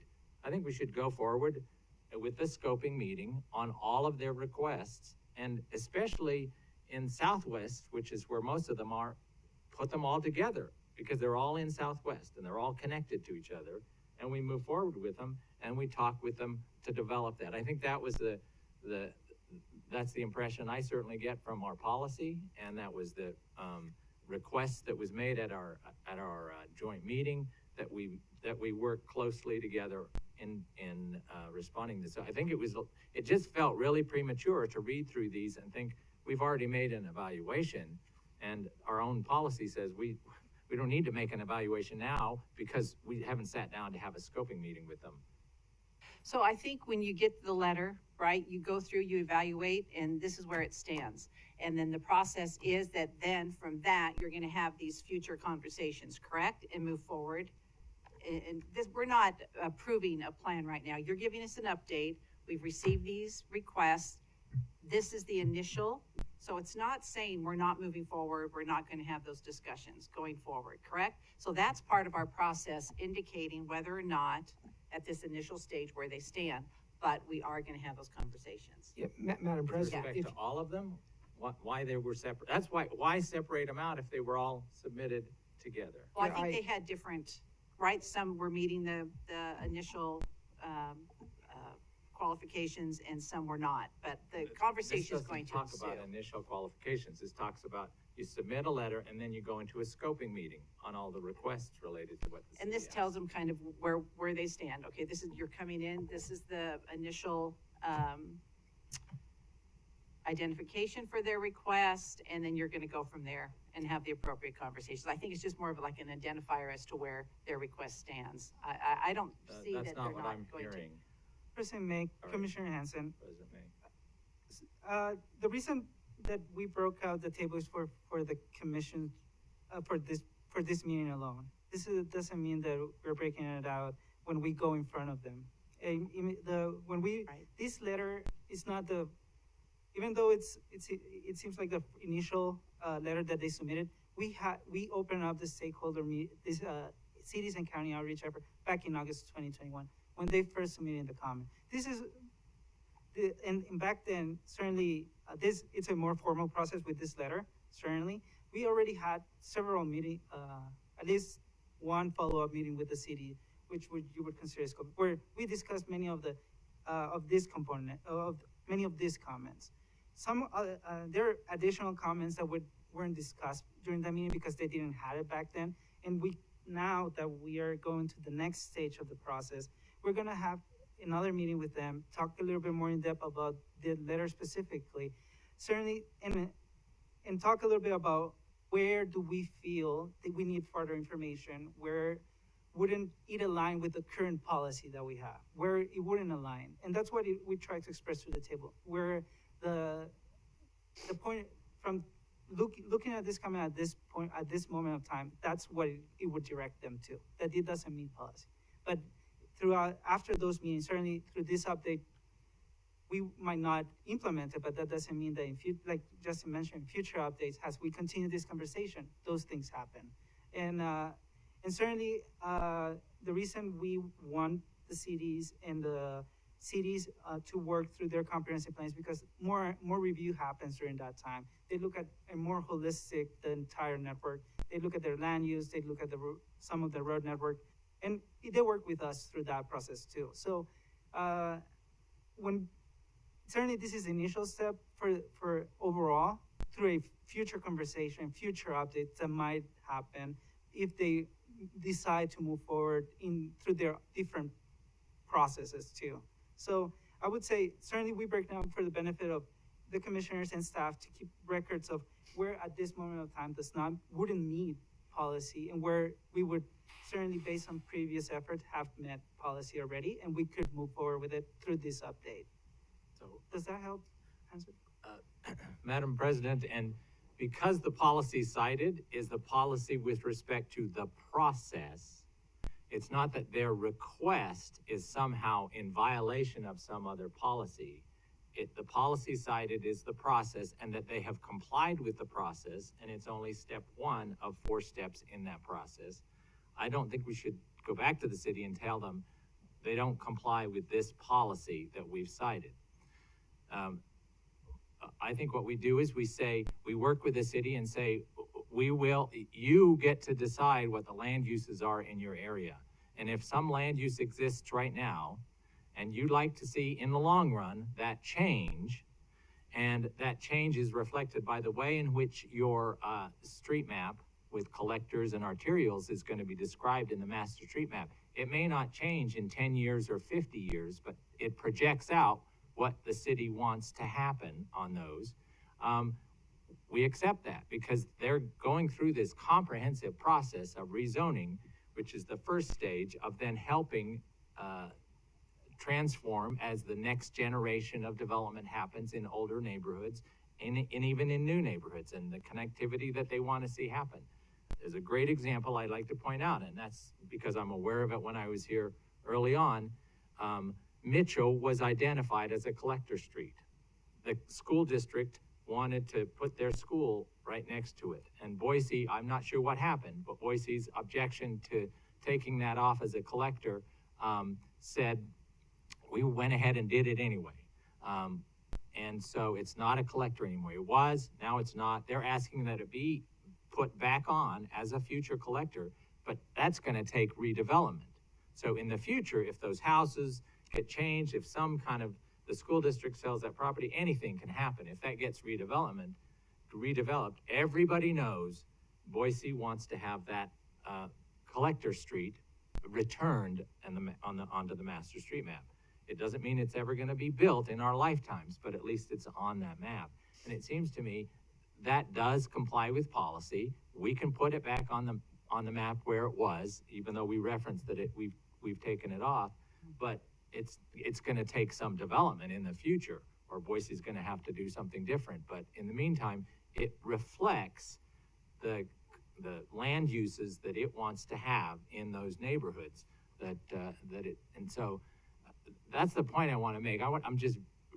Was really troubled by the way in which these were separated out and the reference to doesn't meet policy, when in fact reading the actual policy, and they've met the first stage. And I look forward to hearing about what those scoping meetings are, especially with respect to Southwest Boise and their request to see those changes. It shouldn't be that hard for Boise to control the land uses in their own neighborhoods as it changes and evolves with their new zoning ordinance.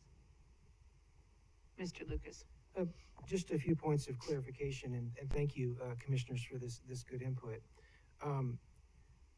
We can certainly, if there's some semantic issues associated with how we put this table together, as I say, our reference to policy was an intention to be as transparent as we possibly can about staff's intention associated with each request. And if we're referencing that it doesn't meet policy currently, what we mean is that during this master street map update cycle, which we plan to bring back to you in a few months for adoption, that staff will not be including these changes in the map. Just to be totally clear, it doesn't mean that we're not going to continue conversations. It doesn't mean that we won't consider future planning efforts to dive deeper into some of these areas. It just means that in this cycle, we're not going to add these things to the map. And we want to be transparent about that so that you understand it as the commission and so that the city understands it. And that also helps us initiate those conversations on what would be the appropriate method to get to a place where we could amend the map. And some of these, they are complicated. Much of what we do in Southwest Boise is multi-jurisdictional. Ada County has land use jurisdiction in much of Southwest Boise, the majority of it as we describe it. The city has interest in this area as the jurisdiction that provides sewer service, and potential future annexation, which, as you know, is a complicated topic when we start talking about annexation in this area. So some of these things are very complicated, and staff is very sensitive to these complications, and we don't want to come forward and make recommendations to changes on your master street map as the commission, and inadvertently insert ACHD into what is a much broader land use issue. We really believe it's more appropriate for those land use issues to work themselves through. We participate in those processes as per our policy, and then bring those changes back to you, which can be substantial and have broad implications on the overall transportation network. So that's our intent. If the table doesn't explain that very well, I apologize, but I want to try and give you the intent of how we bring these items forward to you. Appreciate that, Justin. Madam Chair, so I just want an assurance then, if we're gonna go forward with these, the fewer ones, I'm just looking from Boise's standpoint, under the update in a couple months, I want assurance, and the use of the term conversations is a little, it's like, I think what we need is a formal scoping meeting process to develop and flesh out. So I think what you mean is, we are going to be partners in working out the details of what the city is asking, not just having conversations. That's what it seems to me that our policy requires us to do. As they put these requests in, it's going to take, and we put that on the presentation as in Southwest, and there are other areas. We're going to move forward with a formal scoping process to determine, how it's going to be described. And what in a future update. Madam President, Commissioner Hanson, what I can say is that staff is absolutely willing to have those conversations and more formal meetings with the city of Boise. The question becomes, who is leading these efforts? How are they being paid for? Because often consultant resources are required for major land use changes, sub-area studies. These areas in Southwest, we've done major planning efforts in the past. We have a Southwest Boise sub-area plan that was adopted many years ago. So there have been studies, and all of the things that you're describing have occurred. What we're really talking about is modifying previous decisions. And the question then becomes, okay, how are we going to go through that process? What are the appropriate partners to play into that? Another example would be the major collector network that the city is proposing south of the airport. This is a substantial collector network that is being proposed. To our knowledge, there has been no land use planning beyond the city sending us those lines on a map, really describing what are the uses down there, what's the intensity, what are all those questions that come up through these types of studies. And so it's ACHD's intent not necessarily to lead those studies. Our intent is to partner with the city if they're going to pursue a major update to their comprehensive plan, or they're going to perform a sub-area plan, that we would partner with them, potentially financially, which we would bring to the commission, and really dive into this and figure it out. And that's how we would prefer to approach this, to be totally clear. What often happens is they make a master street map request, we request more information, and we get no further information, and there is no further action on behalf of the city. And I'm not trying to be accusatory. Everyone's very busy. There's a lot of very important things going on in our county, and we have to kind of take it a chunk at a time. And it's our impression that we want to continue coordinating the scoping meetings. That specific language is referencing a scoping meeting to define a clear process by which we can actually make these decisions. Right. And the scoping meeting would be in reference to potentially a project or a plan, which would be in your budget that you would be a part of as we bring forward to you on a regular basis. That's my understanding. That's just trying to be as clear as I can on how That helps. I would like. like some timetable. So the ball is in the city of Boise's court. It's not dependent upon a specific development, because that talks about changes. That's another part of the policy. And then while these are going on, while this process is going on, we don't invest a huge amount of taxpayer dollars under old assumptions that may still exist under the master street map, so that it makes it more difficult to incorporate changes that they're asking for and that they are going to incorporate into their comprehensive plan. Because if we've made huge investments knowing having gotten the request letter, between the time of the request letter and the time we actually then incorporate the changes into the master street map, I just want to make sure we don't have to then undo that, or we've obligated, because there's plenty of other places in the county we can spend that money. I just want to make sure that as part of that process, we are working closely with the city as they move towards their comp plan update. And we don't make that more costly or more difficult for the taxpayer, because we know there is going to be some changes. Madam President, Commissioner Hanson, I would say that our intent is to coordinate as closely with we can on these efforts.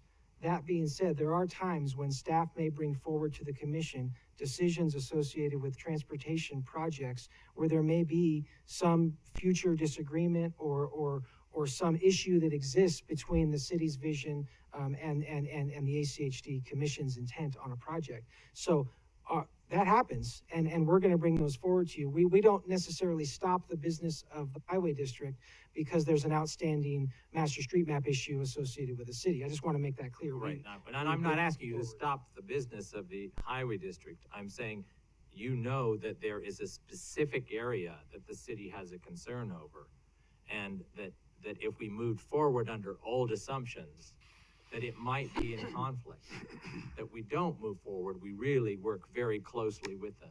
And what I'd ask is that, especially in these areas where we are seeing this change taking place, and the city of Boise, under its new zoning ordinance, I think we're gonna see this. Older parts of town are gonna transform as investments are made, and the transportation system has to be consistent with that. We have to be working very closely with them and make that reflected on our master street map at the very least. Madam President, Commissioner McKinney, I'm please. sorry to interrupt, but I think we've gotten a little bit bogged down here. Yeah, I think we yeah, ought to be moving along. Move on. I Thank think you, this Justin. is critical. Edson, you want to finish up, or are you Madam close? President, thank you all for your comments. Great points. At this moment, staff doesn't have any additional comments. Okay, no other, okay. Thank you, Edson.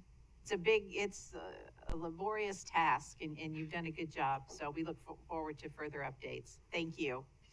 5 minutes, Mary. You bet. We'll just take a 5-minute break, please.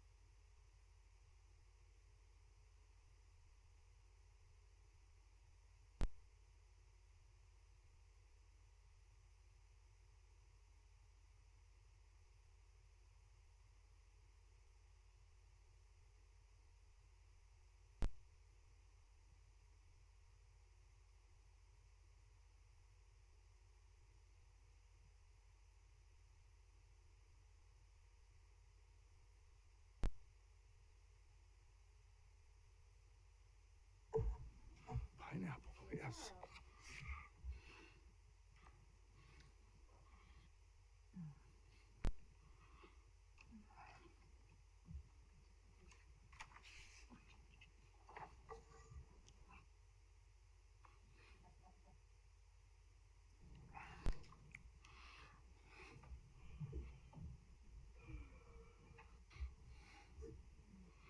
Okay, all right, welcome back, everyone. We're now going to get a presentation from Ms. Diane Bevins on the State Highway 16 Cooperative Agreement with the Idaho Transportation Department. Welcome, Diane. Thank you, Madam President and Commissioners. Diane Bevins, Manager of Capital Projects, and I'm here to give you an information briefing ahead of approval of our cooperative agreement later in May. We're still waiting on the final document from ITD with minor edits at this point, but I'm going to walk you through the work that ITD is doing, constructing, paying for in association with their State Highway 16 project.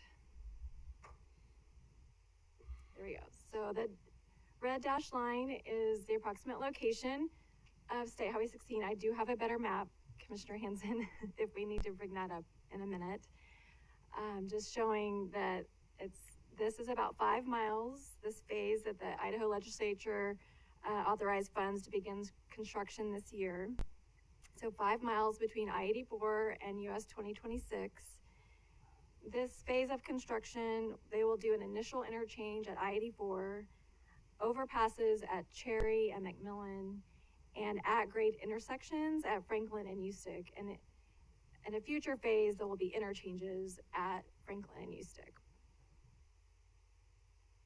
So the work that ITD is doing in relation to our network, and I have some visuals to help with this, but State Highway 16 gets really close to McDermott at Ustick, so we're relocating McDermott to the east, a little bit further away from that interchange, and then at the ends of McDermott, there will be turnarounds, and we will retain that right of way for local public access and access to homes in that area.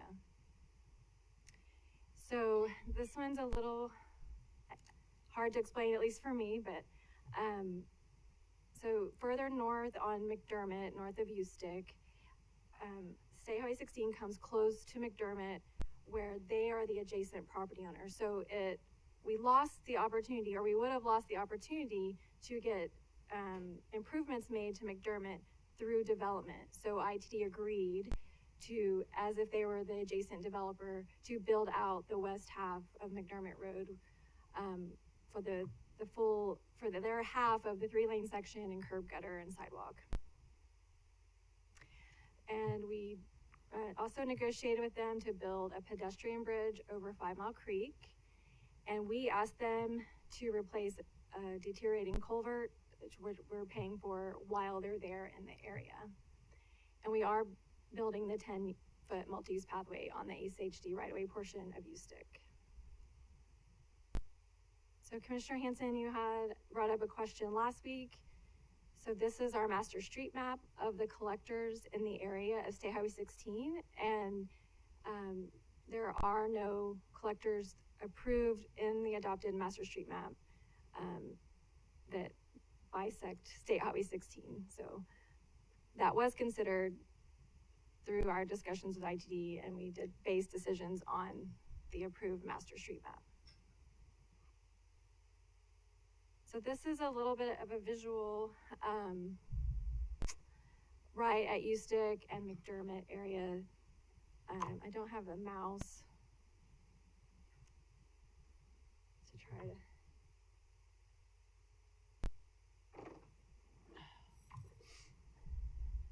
So this is Ustick here. You can see Meridian to the right. So McDermott goes straight through right here today. And with the project, it will be relocated to the east with a new intersection with Ustick. And then, as I mentioned, the turnarounds that will be built. So the parcels that are existing today will still have access, and on the north side of Ustick as well. And this does show the interim at-grade intersections of how it will look when it's first built. Madam President. Commissioner Pickering? Diane, do you mind going back to that last slide? Can you explain, oh, go up, previous is up there, there you go. It's probably hard to see from where you are. Can you explain like the turnaround piece on the McDermott Road line? Yeah, like that, yeah, can you explain the mechanics of that? Because it doesn't necessarily make sense to me. So this one is basically a half cul-de-sac. It's just access to one parcel in that area. What you can't see on this side, but there'll be cul-de-sacs or turnarounds. So it's for planning future development. Is that what you're saying? This is to provide access to what is existing today. So If that develops, then that could change the way that area between the new McDermott and Ustick is. It could change through development. So maybe we just can't tell from this map, but is there like a driveway or something that connects to that house right there that's off of Ustick? Yes. Okay, thank you. So just to highlight ACHD's cost that's outlined in the cooperative agreement, the culvert replacement that we requested is $53,000, and we are paying for half of the PED bridge, which is $130,000, for a total of $183 is our contribution or cost. And like I said, we will bring the agreement back in May for your hopeful approval and signing, and I will stand for any questions. Thanks, Diane. Commissioners, any questions or comments? Yes. Commissioner Goldthorpe? This cooperative agreement is strictly for this little teeny section that you just described, correct? Well, it includes everything on that one slide, with the relocation of McDermott, then building out half of McDermott Road. There's other local street networks that they're building and the pedestrian bridge, the culvert, all of that is contained in this. Okay, but it doesn't include any of the other areas of concern that we had that would be addressed by, okay, Justin is shaking his head. No, Commissioner Goldthorpe, this is what ITD is constructing because of the impacts to State Highway 16 to our local network. Okay. Direct impacts, not adjacent impacts.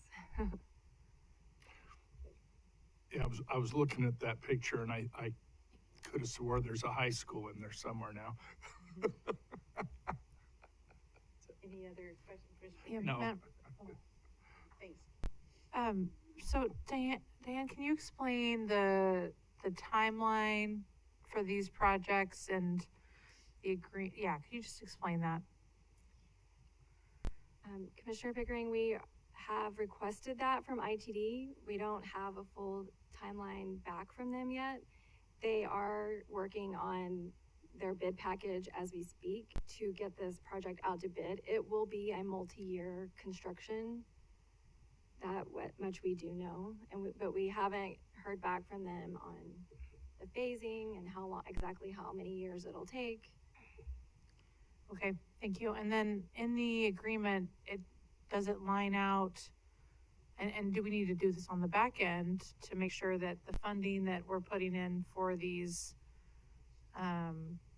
costs are coming out of the funds that we received from the legislature and the governor's office? Are the mechanics part of that agreement? Is that appropriate? Because I feel like there's a lot of like unknowns with this. Well, Commissioner Pickering, I think that this $183 would qualify to come out of that $36.5, and we would track it that way. And does that need to be communicated in this agreement at all, or is that just something internally that we do? Commissioner Pickering, to my knowledge, it's our internal tracking. ITD is removed from. Right. Okay. We're not like submitting any. Right. Yeah, Right, they didn't right. put any restrictions. We'll Okay. have our bucket. And, Okay, thank you. yeah, good question. Commissioner I did it. Commissioner McKinney. There you go. Get him a wig. I know, I need a wig. Madam President, Oh, thanks. goodness, that thanks. was funny. Okay, Commissioner Hanson. Thank you, Diane, for clarifying.